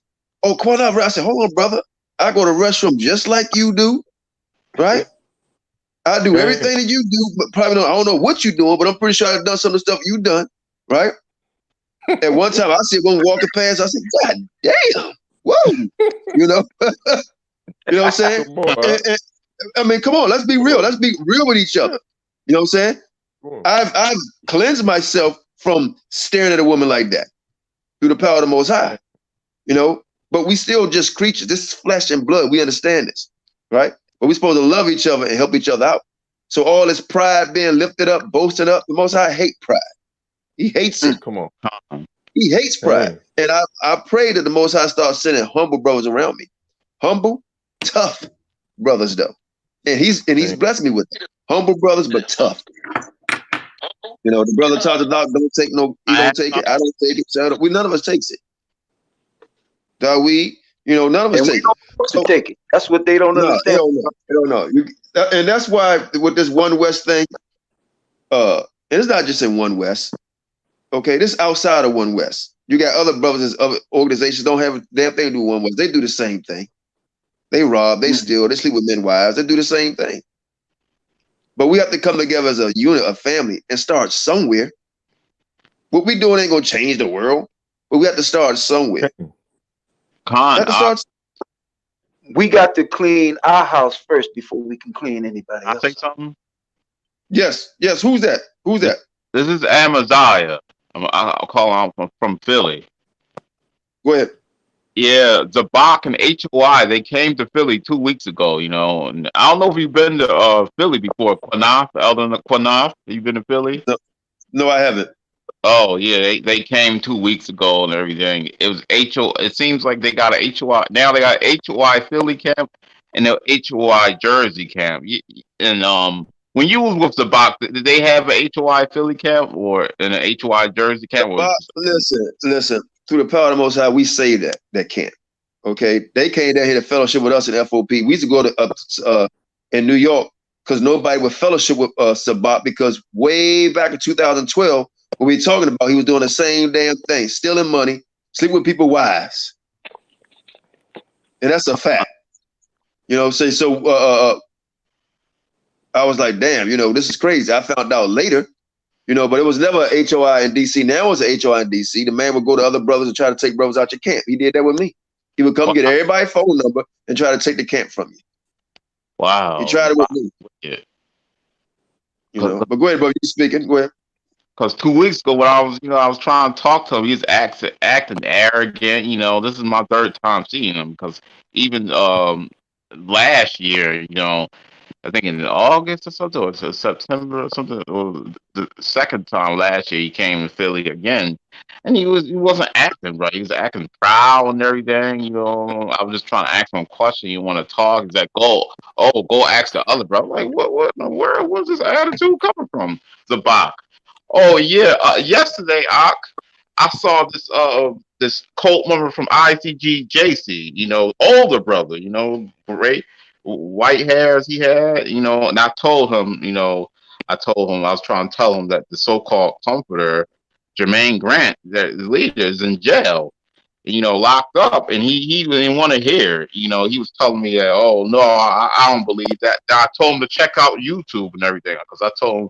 Well, he kept telling me, "Oh no, I don't believe. I'm not going to check." I'm like, he's being rebellious. Then he started getting upset. Said, "Oh, I just came from class. I just came from." Like, come on, you're older than me. You want to just listen and everything, you know? He really believes. So he really believes that the Jermaine Grant's a so-called comforter. Like, oh man, he didn't even want to check out the tube or something or articles. Read some articles. He still think this.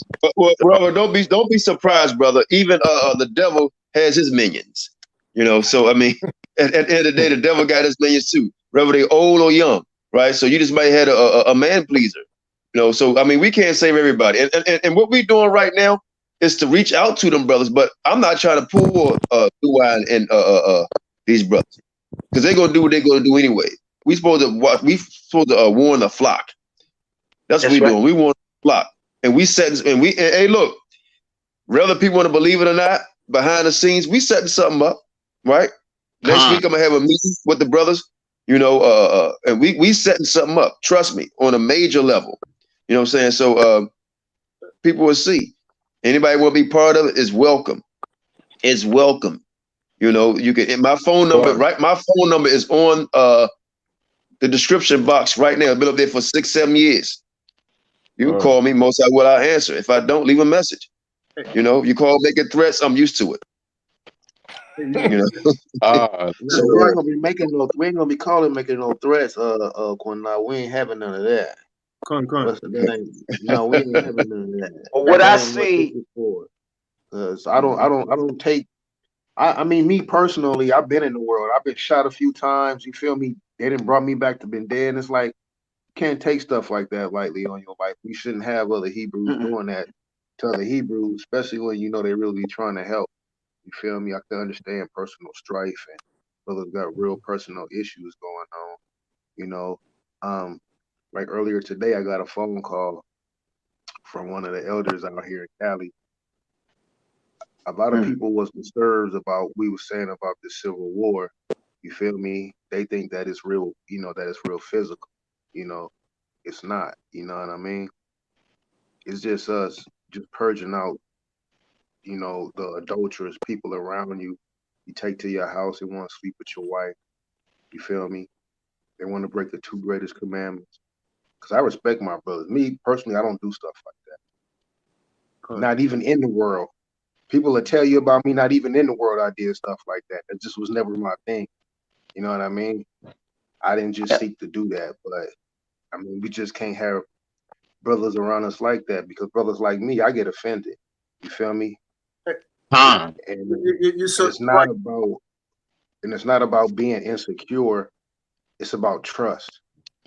Because if you a leader, this structure, what we doing, what you supposed to be building, these people, this is your life. You basically public enemy number 1 from the get-go. You're Slovakian. So let me say this, man. I gotta say this, man. And this is to my brother Amaziah. You know, I love the brother. Talked to him a couple times on the phone. But it's people like you are that I have an issue with, right? Now you've been listening to us. You've been listening to Kanat. You've been listening. You know this Negro's wicked, Zabak. So let me ask you this, because I'm trying to figure this out. It's hurting my brain trying to figure it out. Why will you go and talk to him? Because you didn't just hear about us dealing with this dude, exposing him? Why would you go even trying to build some rapport with this dude when you know he's wicked? See, that's the problem that I have with Israel. And so if people like him would stop supporting this dude, he would go away. And that's what needs to happen, man. Because then you go to the dude, I mean, let's be honest, and ask them, yo, you all right? You need for me to show you around? And the dude was being like real standoffish, like, nah, we good. So why would you deal with this Negro when you know that he's wicked? See, that's what I'm saying, man. The scriptures say, can two things occupy the same place at once? No. What concord have Christ with Belial? Zabak might be reciting scriptures, but he's the damn devil, man. The Holy Spirit has left that man. It may have been on him a very, very long time ago, but Zabak is nothing but a damn modern day Pharisee just for reciting scripture. So why would any person, if their spirit's in the right place, go around that dude? Please answer me that, brother. Answer that, please. Oh, I just wanted to see what was going on and everything, you know. We've been saying, you've been watching these videos, and I know you've been watching them. I've seen you in Connaught Falls. So what's going on? We already been telling you. We ain't lying. We're not fabricating stories for you to keep supporting a man like that to offer him anything. You know what you should have went to say to him? What you should have said to him, Zabak, is it true that you've been violating men's wives? If so, why are you still out here teaching? That's what you should have done, man. That's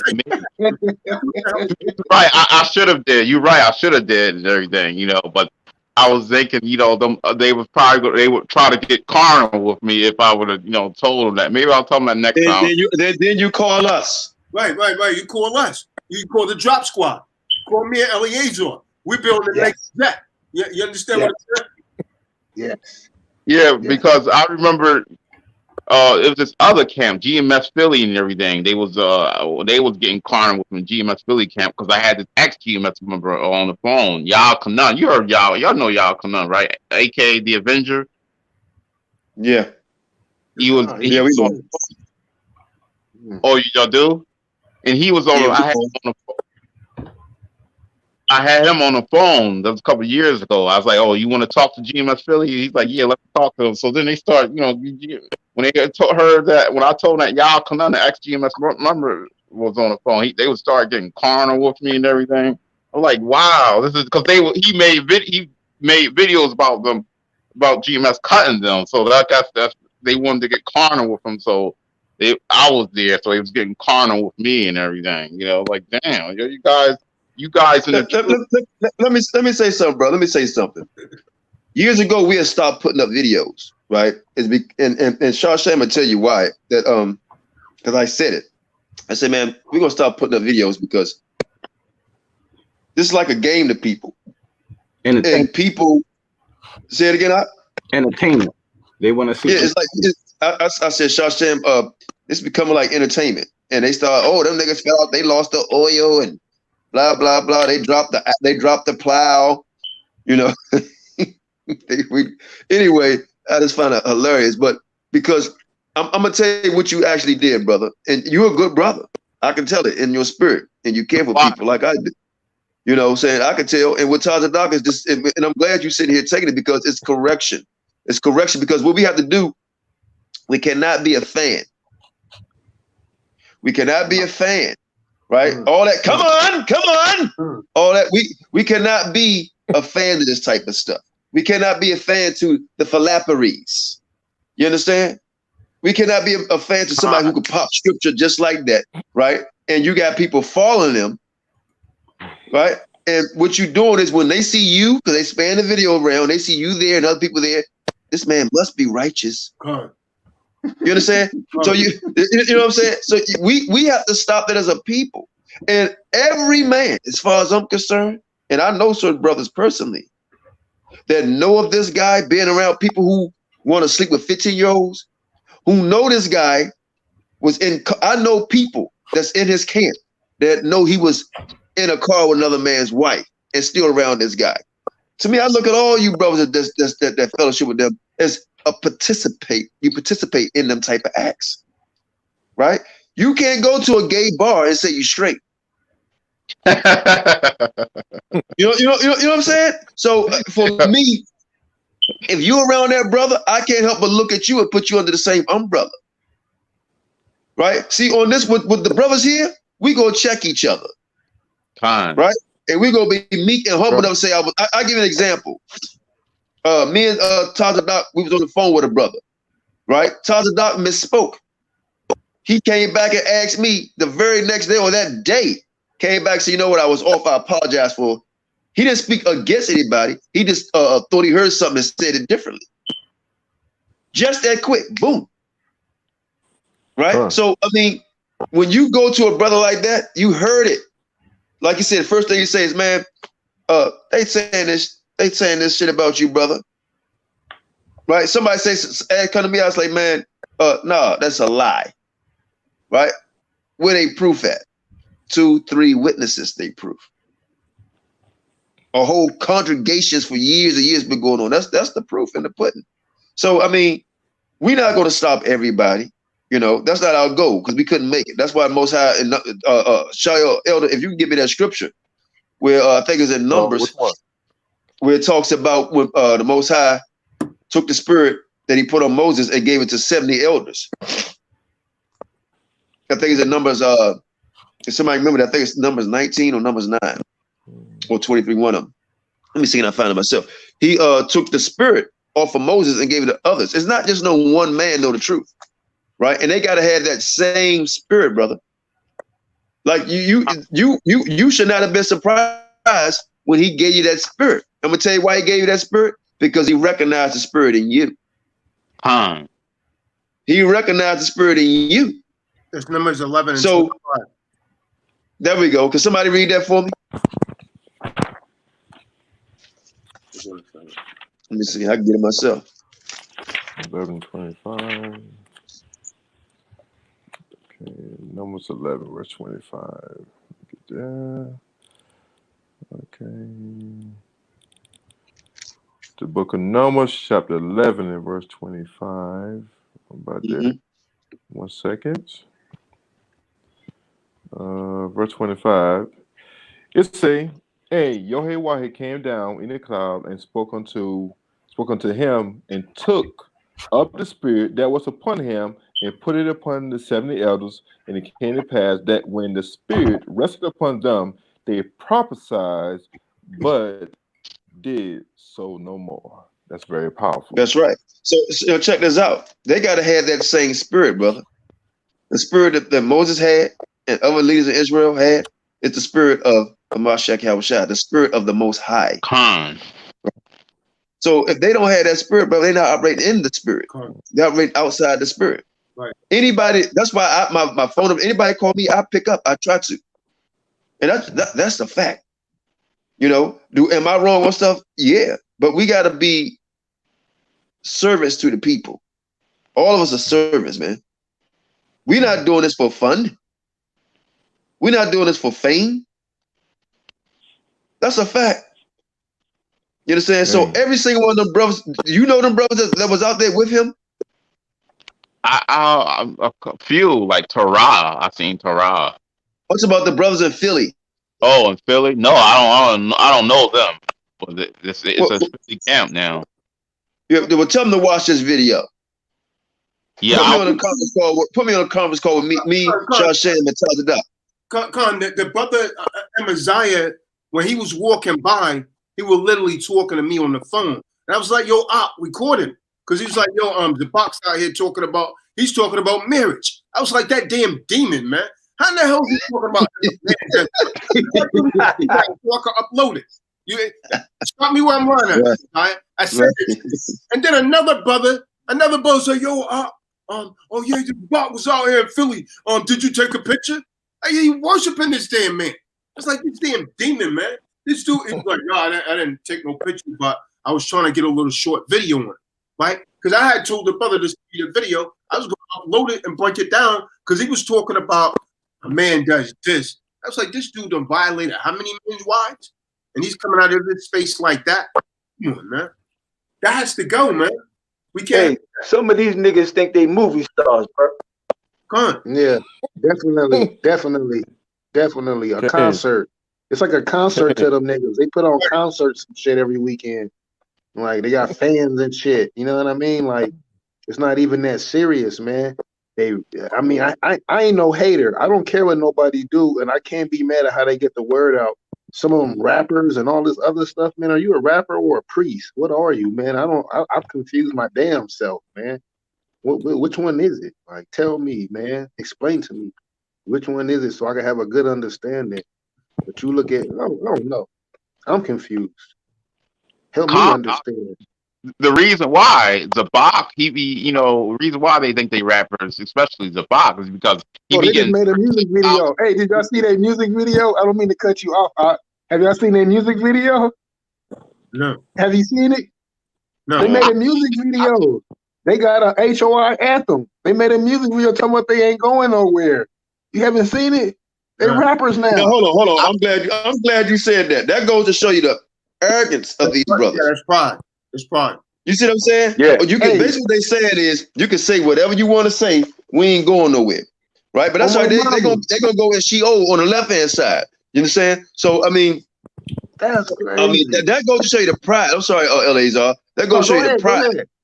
Yeah, that goes to show you the pride. We not going nowhere, right? So I mean, I'm not going to stop, man. I'm not going to stop, man. Until the Most High take me out. But I mean, other than that, it's crazy. You gotta watch it. When they come on, it's like, yeah, Zabak talking like, yeah, brothers coming against the spirit. They ain't gonna stop this, It's all this, like it's just like we know who you talking about. Hey, we know who you talk. Hey, Shaw, if you there, it's on a. I think I sent it to you. It's in my or it's on YouTube. I'll get out if you want me to, so you can post it, and so the brothers can watch it. But it's hilarious. It is hilarious. They walking deep, like, yeah, we. Listen. For somebody like me, it makes me think about carnal stuff because how they addressing the issue in a video, like they tough guys. Like y'all tough to the people that don't know. But the people in Israel, them dudes is soft. Them dudes is soft. The video is so funny, man. That's so funny, man. Well, it's no surprise, though. They did that video, everything, because remember last year they was doing at HOI, it was going on shooting range and everything. Mob, HOI pull-up boys, they're not thinking straight. They want to fight and everything, and then they don't leave. Look, but they stay in front of Brooklyn Tabernacle and don't leave. Like, come on, man. They got guns. They got Brooklyn Tabernacle from me, bro. They got Tabernacle. I've been posting when you go look and see when they start posting Brooklyn Tabernacle. I've been pushing East Side Tabernacle because the Most High said put Judah where? On the east side of the Tabernacle. I've been pushing the East Side Tabernacle forever, bro. You feel me? That's where they got that Tabernacle. As far as them not leaving, being ain't none of them no gangsters, bro.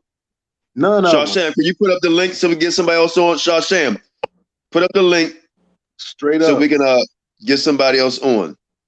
These dudes is not no. These dudes do not be. These dudes is not no gangsters. They finna, you feel me, bully people, and that's the problem.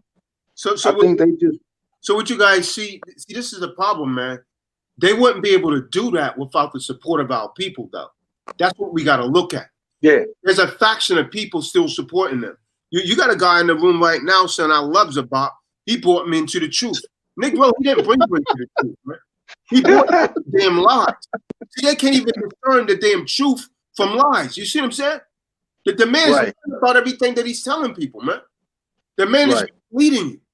And that's what you call cognitive dissonance. They can't rationalize that, man. Now, this guy can't be lying. He's so nice with the scriptures. They can't get over that cognitive dissonance, man. Hey, the truth comes in. When the real truth comes in, their brains are so discombobulated. It's like, nah, man, that's not true. That's known as cognitive dissonance. Look it up. Right. That's a psychological disposition, man. Right. Hey, don't the devil know scriptures? Standing around and around and shit. You know, the computer. And the devil's a liar. The devil lies too. So that's all they rolling with, the same spirit as Satan, bro. Gone. Yep. And then you got the different camp leaders. One camp leader said that he hypnotized his mother on camera and brainwashed him. I'm like, wow, he said it on camera. Yeah, Tahar said that. I'll call his damn name. So I'll say the damn names, man. Tahar Yeah, never. that's what I'm like. Calling out names. See what they do, is when a young man comes into the truth. Let me show you what these camps do. They did the same damn thing at One West. When someone comes into the truth, they would tell them, yo, you got to totally submit to the Most High. We need to know everything that you did. So these young men, they were telling them everything they done. They might have been a damn homosexual. They might have done something like wicked, like commit a crime.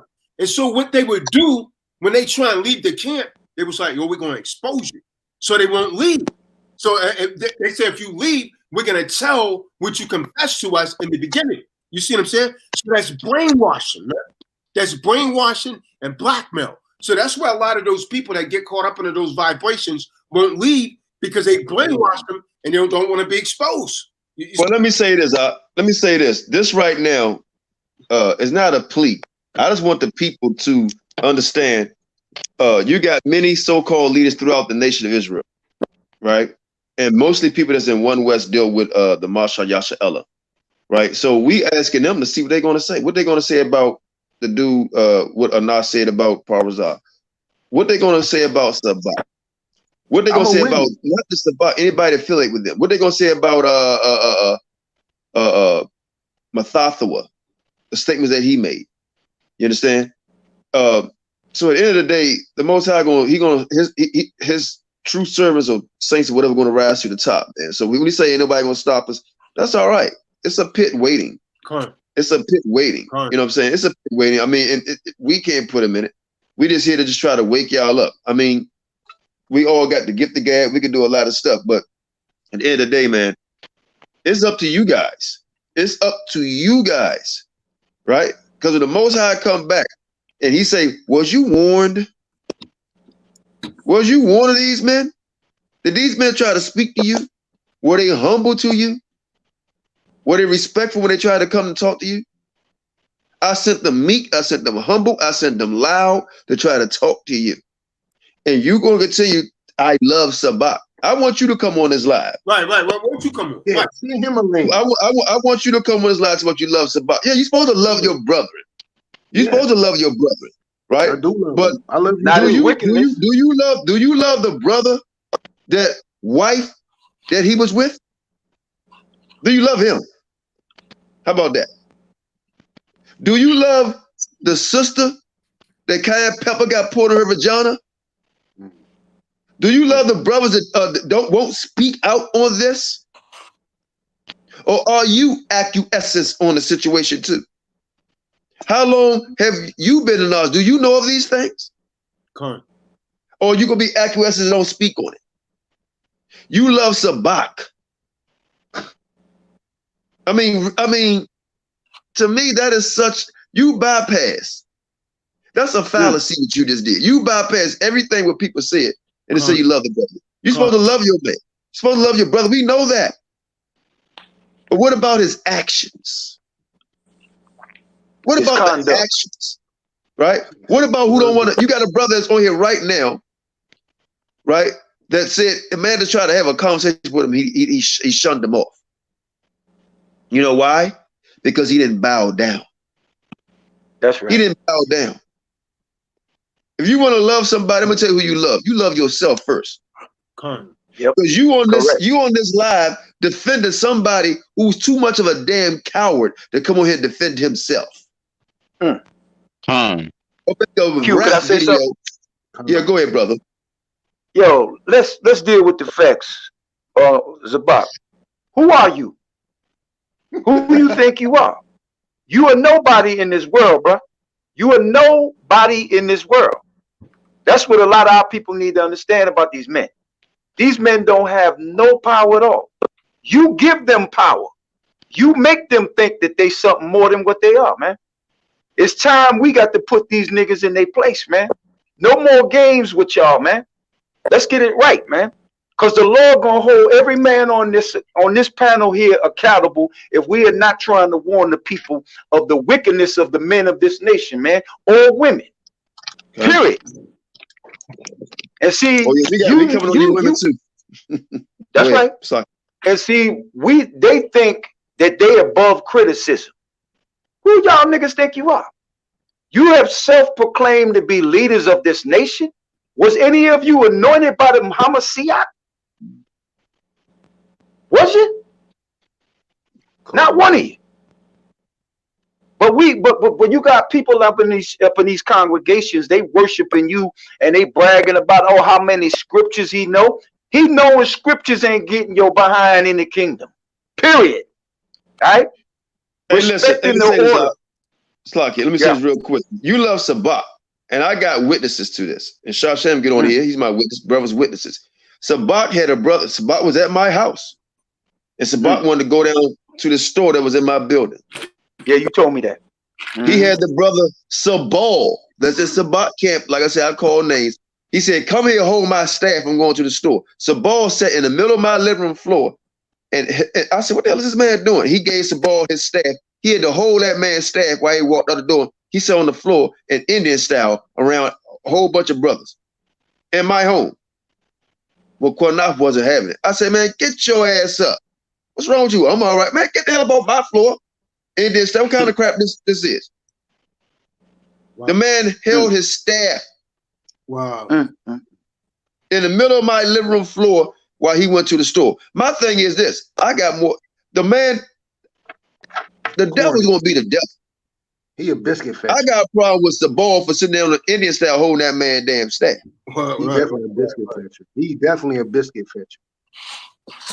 Sure. Yeah, hell yeah. He's definitely. He's definitely.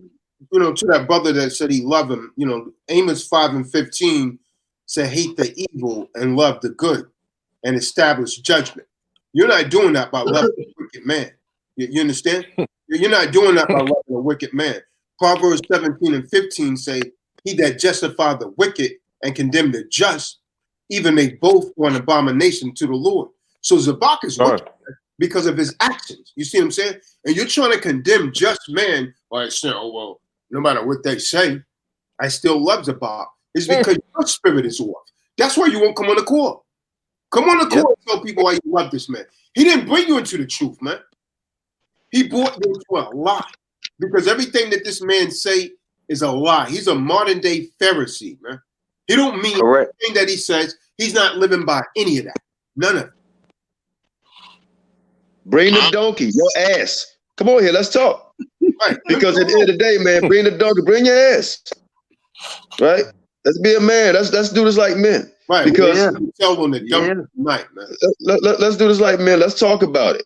Everybody gonna be meek and humble. Everybody gonna curse you out. Because me personally, I'm at the age now. I like going deep and find out what is in the psyche of men that want to follow another man, not in righteousness. Right. Me and Elder Shael, sometimes, man, we would get on the phone and talk. Oh man, we just sitting up there, man, going in on the spirit. Going on the spirit, breaking down stuff, man. Wisdom. We just spitting our wisdom, but we ain't worshiping each other at all. You understand? Ain't no man pleased up on this panel. Not one. Not one. So I mean, for me, man, I don't get it. You know, and the trumpet has been blown. Y'all been warned. We're gonna move on and keep doing what we're doing, but that don't mean we're gonna stop on the Yaikwab, because we're still gonna show you how to catch a Yaikwab. We're not going to stop on Sabak. We're not going to stop on the comfy, so-called comfy. We're not going to stop on Eyes Piss K. We're not going to stop on any of these guys. We're not going to stop on y'all talking about 9 tribes of Hispanic and 3 black. We're not going to stop on none of that. Right? We're going to keep doing what we're going to do, but we're also going to do this, and we're not going to stop on. We're going to keep on fellowshipping, praising the Most High, lifting him up. Right? We're going to still be meek and humble to our brothers and sisters that's in our congregation. We're going to still travel with me, brothers and sisters, try to set up things, businesses, buy land, whatever we need to do, right? We're going to still continue to do that, right? Because it's not all about us just rebuking niggas, nah. You know, so we're going to do all of that, right? But the wicked amongst us, we don't want that wickedness rubbing off on you, then you come to my congregation talking about I love Sabak. Can I say something quick? Just quick. Yeah, go ahead, brother. the scriptures say pride come before a fall. Well, a lot of y'all got a lot of pride. I'm gonna tell you something. If you don't repent, you are guaranteed you're gonna fall. Period. Point blank, period. And you know who gonna make you brother, fall? It's gonna be the Hamashiach. It's gonna be the Most High. The Most High ain't playing no games with none of us, bro. All right? Hey, Lorenzo, come on, brother. You say I'm not off, y'all off. It's only y'all opinion. Okay. Get on the call then. Get on the call. Come on. What you scared of? What y'all scared of, man?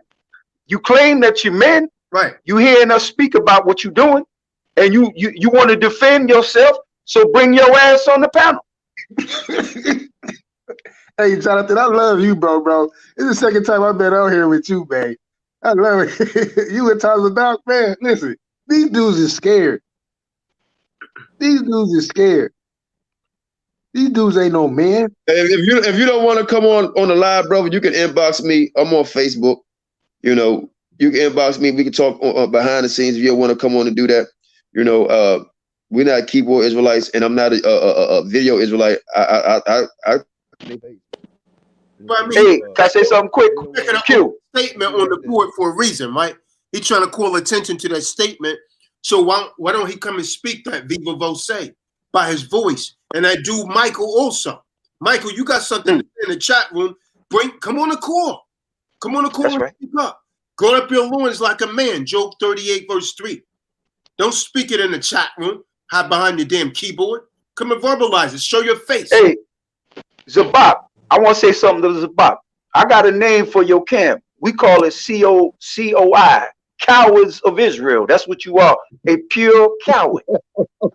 Coward. You want to scream and rant on the corner like you the man. Everybody got to bow to you. You the new king in town.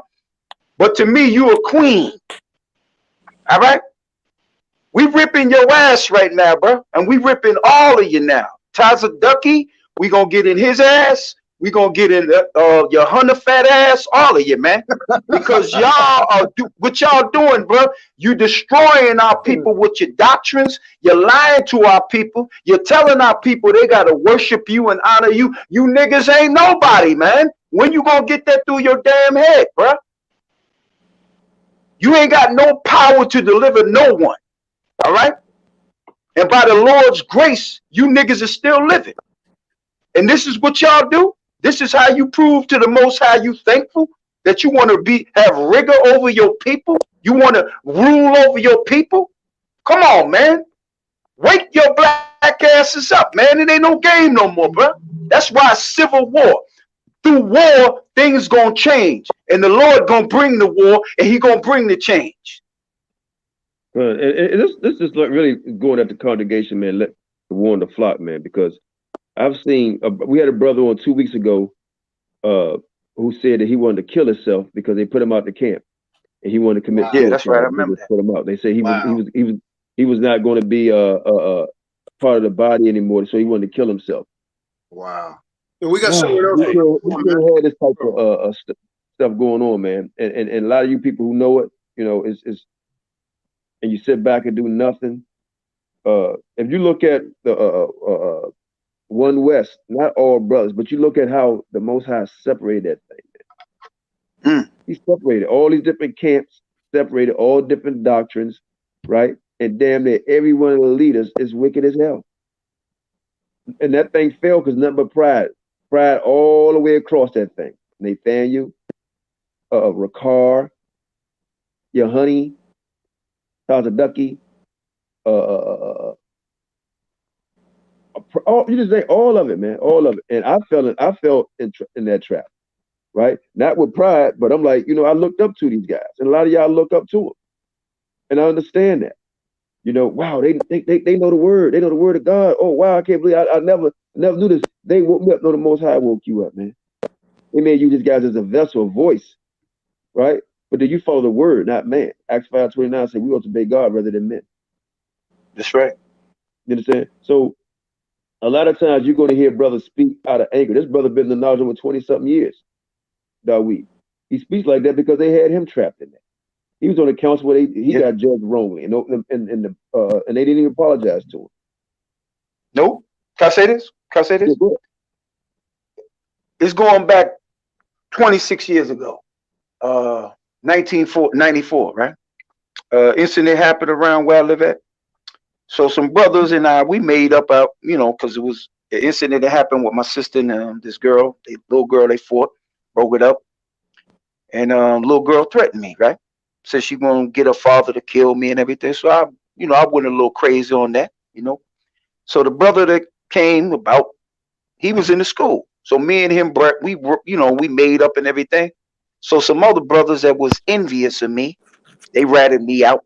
I come to the school the next day, and they said, you got counsel. And I said, for what? What about? Well, you know what happened in your neighborhood. So check this out. I went on Thursday to the council. The devil, Ariah, he didn't even want to hear me out. Not at all. Right? So after the man, he called me damn near wicked and evil, the devil and all this, man. When the man found out that I did the right thing and apologized, and me and the brother made up, that man didn't apologize to me at all. He didn't say, Salakia, sorry, brother, nothing. That's the pride that's in this man. And see, a lot of our people that listen to me when I call up that show, they understand why I got a lot of anger in my heart for this man. Because this is a demon, bruh. That I consider that nigga to be Damien, the Omen, bruh. That's how wicked and evil this nigga is, bruh. This nigga is the exorcist, bruh. All right? Man, and he is on that level of evil, bruh. That man is that evil, man. Look, listen. Here's a man that co-signed a man to be the Holy Spirit. Co-signed it. Because he knew he was going to get some of them shekels. Right? Ariah was getting some of that money behind that. Now I'm going to say this too. When that man came up in that room and said, I'm going to be calling myself the God sent comfort, and all of y'all going to be calling me by that. If y'all was real men, I'm talking about whoever was in that room when he came up in there with that madness. Y'all should have stood as men and said, look, man, take that madness and get your ass out of here with it. All right? We can't hardly hear you. Here, man. No. But these men, all they about is power and money. They do not care about none of our people. Let's get something straight. Zabak, you don't give a damn about nobody, man. All right? How you gonna go around sleeping with another man's woman? All right? That man is married to that woman, man, and you gonna take his prized possession? Come on, man. And then you think nobody don't supposed to address this issue, man? I'm gonna say it like this: if it was real, if I was married, man, and you was around my woman, and my woman told me that you tried to step to her, I'm gonna be real, nigga. You best to run, nigga, and hide. Because if I catch your ass, you gonna be done. I'm gonna be burying your ass in the graveyard, bro. I'm being real with you. Let me say this. I want to say this, and Shayo, maybe you can comment on this, because I want y'all to understand what's going on, because we all have been awakened to who we are, and we still filthy, right? And we work in progress. But I want y'all to understand, the scripture talks about how our weapon is not carnal, but it's spiritual. I'm asking a question to all you brothers. What do y'all think about this set, right? One West was able to touch a lot of people all over the world with these lies. I believe if Christ or the Most High himself come back down and say the chart is off, they're like, well, no. Ariah said, what do y'all think about that wickedness was able to touch all these people about that? How do you feel about that, Elder? I mean, is that Psalm chapter 83, where Israel be no more members of cunning craftiness? Yep. Oh, can I say something? Yeah, go ahead, brother. Oh, Quanav, do you know this brother on Facebook from the UK, Jamaican brother named Yaron Ben Israel? Brother, I don't really know. I mean, not really, brother. I may know, I don't know. Oh, because he told me that he was going back and forth with you or something, Yaron. Oh, I do remember that guy. I remember he got a salt and pepper beard. Yeah. Yeah. What about it? Yeah, he was telling me that he didn't agree with you and everything, saying you was going off. I'm like, well, you're wrong. What are you talking about? And he's an Old Testament Israelite anyway, so you know he antichrist because he say he don't believe in Yahweh Shai and everything. New Testament, you know he's going. You know he's antichrist right there. What in the world? I mean, he don't believe that that 12 tribe chart either, but he's going way off by being only an Old Testament Israelite. Like, no, man, New Testament is not false. Like it's just, man. Well, at the end of the day, I'm gonna be honest with you, man. We gotta love our brothers like we love ourselves and follow the Lord's such commandments, man. Right. When I say follow them, man, just don't do wickedness, man. I'm at the point, brother. It's like, you know what? A lot of y'all niggas want to go to hell, then go ahead and go. That's where I'm at. That's right. Just go ahead, man. Just go ahead and go, man. Bro, get your reservation right now, bro. Jump. Right. But I'm open the line up one more time, man, and we're gonna right. Somebody say Quinab should be the least of his words. Exactly. I mean, what the hell? I ain't gonna do to nobody. What Lorenzo talking about? But you know what the problem is, man? In this nation, man, is too much respect of persons, man. That's the main problem right there. Too much respect of persons, man. Somebody, it comes to the conclusion, man, is that nobody can be called out because of their status. Well, who put yourself in that status? You did. Right? The Lord didn't anoint you. You know what I'm saying? He didn't anoint you. None of y'all to go out there and use the Bible like y'all doing right now. Y'all was supposed to be a guide to our people. That's all you were supposed to do. You wasn't not supposed to try to claim to be no leader. Leader of what? That's my question here. Leader of what? Our people still in this captivity, man.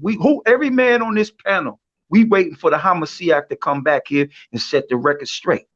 All right? You ain't gonna do a damn thing. None of y'all gonna do nothing, man. Y'all talking a whole lot of out here, bro. That's all y'all been doing since this One West thing came about, man. All right? Look at what happened to Bivens. Bivens got his ass kicked on the street corner messing with some Muslims up here in New York. All right? Why the Lord wasn't with him that day?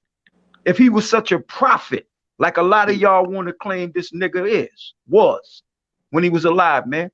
That cat got he was an old man at that. He was about 80 years old and got his ass stomped by some Muslims up here, man. All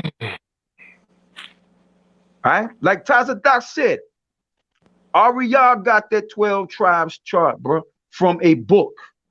All right? And he just put these other nations on there, man. But the concept of that chart, he got it from a book. Because hey, that man ain't got enough understanding and wisdom to do nothing like that. Because he told the secret that was told to us is that an angel came to him and gave him that vision. Which I ain't never believed that myself. Right. That nigga must have been smoking that 1969 crack. Right. Yeah, that Jimi Okay, Hendrix look, shit. we're gonna wait another 10 minutes, get somebody, or 5 minutes, get somebody to come on.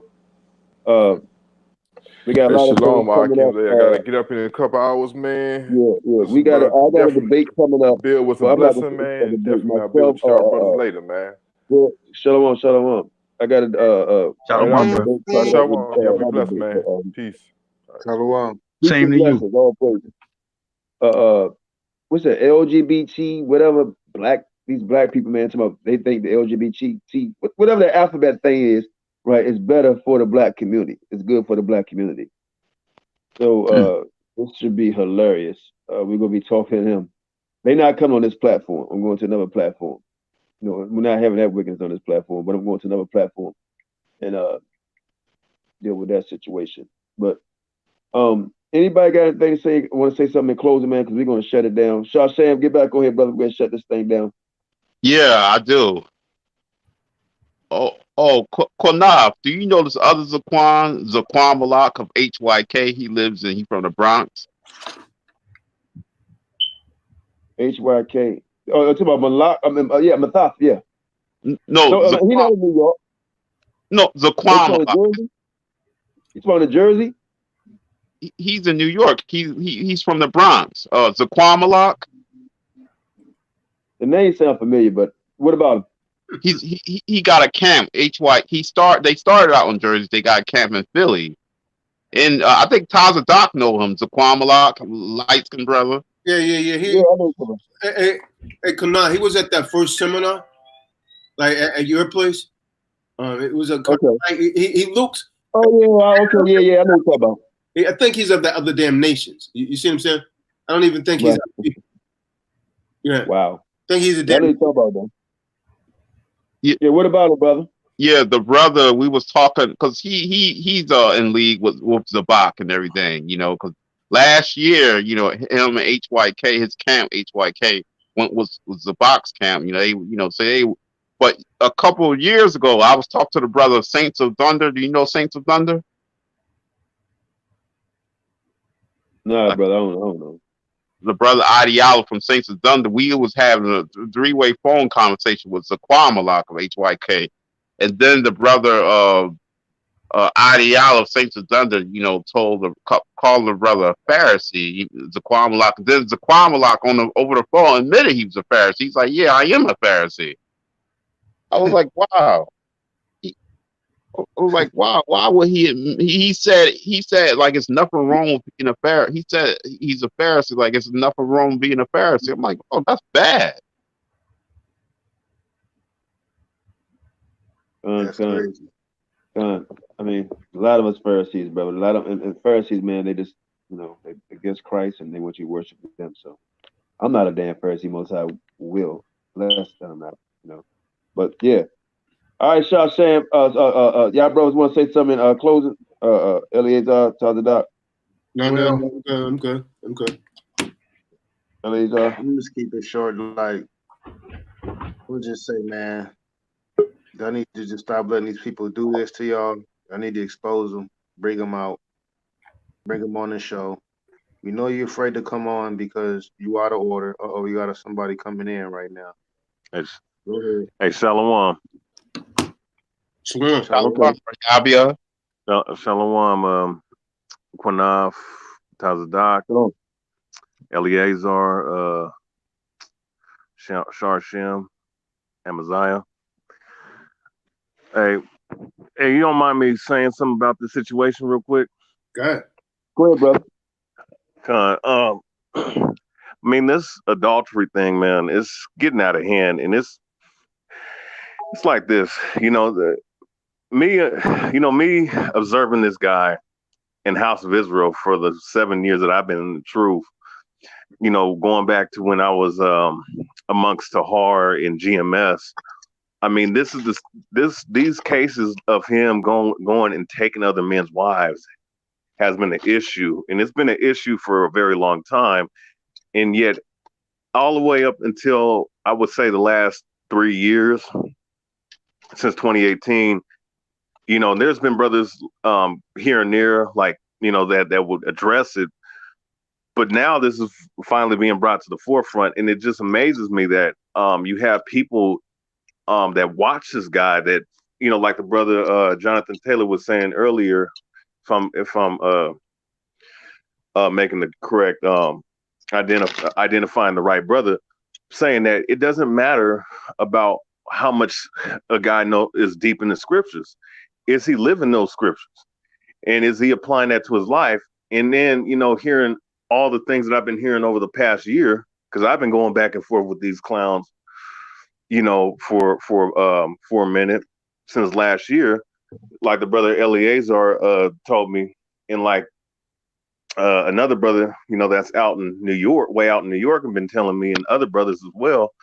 This dude not only is taking people's women, like this dude is sitting up here doing all kinds of, you know, this, mind you, this guy's supposed to be a leader, and this guy's getting the whole, not only making the whole nation look bad, but you getting, you know what I'm saying, you're angering people to the point where they're going out and attacking and going after other brothers and sisters that are in the faith.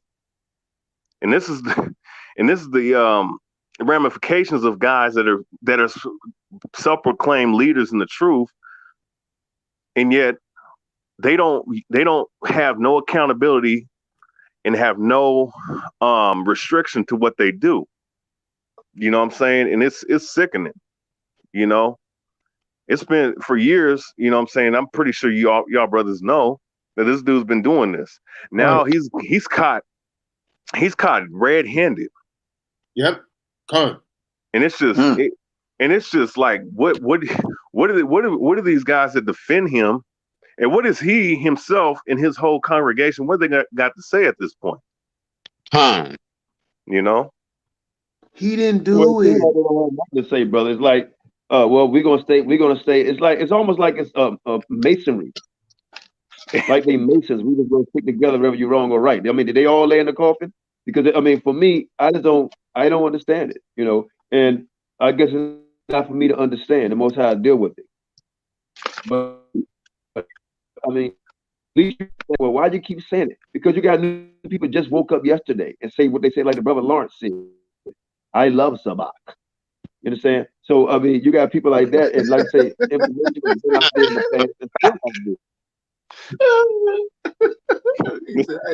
hey, if you were a real man, if you a real man, sorry, cut y'all off, bro. If you a real man of this faith, you're supposed to stand up for wickedness no matter what. You understand? Now we telling Zabak, we telling your hog belly, any of you cats, if y'all are real men, why don't you come on here and talk to us, man? Why you niggas running scared? That's my question to you. Y'all running scared, man. They're not gonna do it, brother. No, they ain't gonna do it, man. Because they ain't got no heart, man. They heartless. That's what they are, bro. You know, I think they love the man too much. The man is passive. I mean, Israel turned to Christianity for real. And let me say this, man, because I'm about to get off this thing, man. But we've been on here for almost we've been here 2.5 hours. Could somebody donate and enjoy the program tonight to my equipment fund? You understand? Because I'm trying to do something on a major level for you guys, so you can see that's $$ PARRIDON. Shawshank can put that up. You understand? It's not to buy a doorknob. You understand? It's to help do something. I can get it myself, but I'm trying to do this for you guys. You understand? I'm trying to do this for you guys. You know, to set up something real nice. I think you brothers and sisters will love it. So yeah, if you could donate to my equipment fund, I will appreciate it greatly. You know, but yeah. So as for the brothers that's worshiping this guy, brother, at the end of the day, the Most High see all. What's in the dark shall come to light. It's gonna come to light at the end of the day. You know, it's just sad that you got brothers. They don't learn a lesson to it happen to them. They don't learn a lesson to have one of their friends. They don't learn a lesson to happen to their sister. They don't learn a lesson to happen to their mother or cousin or brother. You know, so you partaking in that. You partaking with it. You know, you partaking in it. And brother, I commend you for coming over here, speaking about it. You know, the Bach haven't done anything to me personally to dislike him. So it's not about hate. You know, the dude Parazar haven't done anything personally for me to hate. I don't hate that dude. You know, but he blames me. He blames me for action. You know, somebody just donated. I appreciate that. I don't know how much it was, but I appreciate that, man. You know, all praises. Stop listening. Yeah, who's this that's come on? Somebody just come on? Yeah, Shalom. Ox, how y'all doing today, man? Go ahead, brother. Can you give us your name and speak your piece? Yeah, my name's Daniel. Mm-hmm. I've been trying to contact you for like 2 weeks, it seems like. Oh, man. All you gotta do is call me. My number's in the description box. I just found that out today. I didn't know that. Yeah, I would have answered, brother. I do that. I don't. Anybody call, I answer, man. I do. Anybody can verify that. Yeah. You know what? And I read the comments. Yeah, I remember the comments. Yeah, I remember you was getting over in the comments though. Yeah. Hey, all praises, man, to the Most High, man. First and foremost, I want to definitely apologize to you because a couple of weeks ago we just exchanged one message apiece though. But that was my first time watching your video. And the first thing I said was like everybody not meant to be a teacher. And I just want to apologize to you, you know what I mean? All right, brother. I respect It's all you as right. an elder and everything. You know what I mean? It's But all right. I definitely wanted to talk to you off of the phone and explain my situation before we linked up on the live. Right. So whenever you get some time, like I wanted to politic with you and let you know a few things on my end. And I definitely don't believe in it. You could call me or text me your number. You know what I'm saying? Okay. I'll call you back. I mean, we can't talk tonight. I'm ready to shut it down tonight. But y'all all look tired right now. If I don't answer, text me, leave me your number. That way I can call back. Because this number is this is my private number and it's on YouTube. So my phone is constantly ringing. Your 202 area code number? Yeah, that's it. Yeah, I texted you earlier at that number. Oh, you did? Well, I gotta look at it then. I bet I gotta look at it. Yeah. I'll look at it. So my number should be in there just whenever you do it again. Yeah. You say try it again? Yeah, text it again. Okay, I will. Your name in the text so I can know you. Okay, I can't do it at this moment because I'm paralyzed from the neck down. So yeah. Okay. Well, I got some unseen breakdowns, man, that I'm real excited about, man. I just want to put them out in the universe, man. You know, so I'm gonna try to get with the right people. Like, you know, I definitely don't believe in that chart, so I got like some crippling evidence against those people. We definitely talk about that though. I got like 350 books. Got the Crania America book. That's what we deal with, but we got a whole bunch of ourselves. Right. Right. I got the Crania America book. The guy that studied the skulls. He made the Crania Egyptica book. They explain how the Negro skulls match the slaves in Egypt skulls. Right. Right. The Most High will tomorrow. Right. Yeah. All praises, man. Yeah, but I just wanted to holler at you before you I look like I was about to fall asleep on the live. I just wanted to touch bases with you while I had we ready to tune out. Yeah. We ready to tune out, man. Thanks for calling. You know, I appreciate the call, man. And trust me, brother. I'm a very meek and humble brother, man. Even if you curse me out, you know. Not saying I'm gonna curse your ass. Yeah. Right. I'm a very meek and humble brother, man. I'll listen. You know, I'll listen. And they say right back ain't cheating. You know, that's how we're supposed to be. We gotta be open, man. We gotta be open and listen to each other. That'll stop that. Once we do stuff like this will stop our youngest from killing each other. You understand? So, man, and that's why I can't stand when people say it don't matter. It don't matter who we are today. It don't matter if we know. Like just our youth knowing who we really are. Like that could save a lot of their life. You know what I mean? And I got nephews that was running the streets wild. Like all on social media, selling drugs in the midst of being in school. When he found out the truth, like he changed his life. You know what I mean? So, like, it's definitely necessary that we know in these times anyway. So, good. Well, all praise, man. I'd like to thank everybody that sent a small donation. Like 3 or 4 people said something. I appreciate that, man. If anybody else want to send another donation, the description box is up there. We appreciate it, man. And all praise to the Most High, man. Hey, Sham, we gotta shut it down. Dawid, thanks for coming on, brother. I fully can't do it today, but the sister people we in contact with me so Most High will be at this food. Just let me know when you coming then. Done. So with that, man, we're gonna say all right, so I'm gonna say shalom to you, brother. Hey, Dawid, call me tomorrow. Okay, I'll call you tomorrow. All right, I'll call you tomorrow. All right. Oh yeah, Passover, April 6th. April 6th. We're gonna put the date up. We're gonna put the address up tomorrow. You understand? Yeah. We're gonna put the address up tomorrow. No, Tuesday. I'm sorry. Yeah, Tuesday. Slocky. Tuesday, we're gonna put the address up.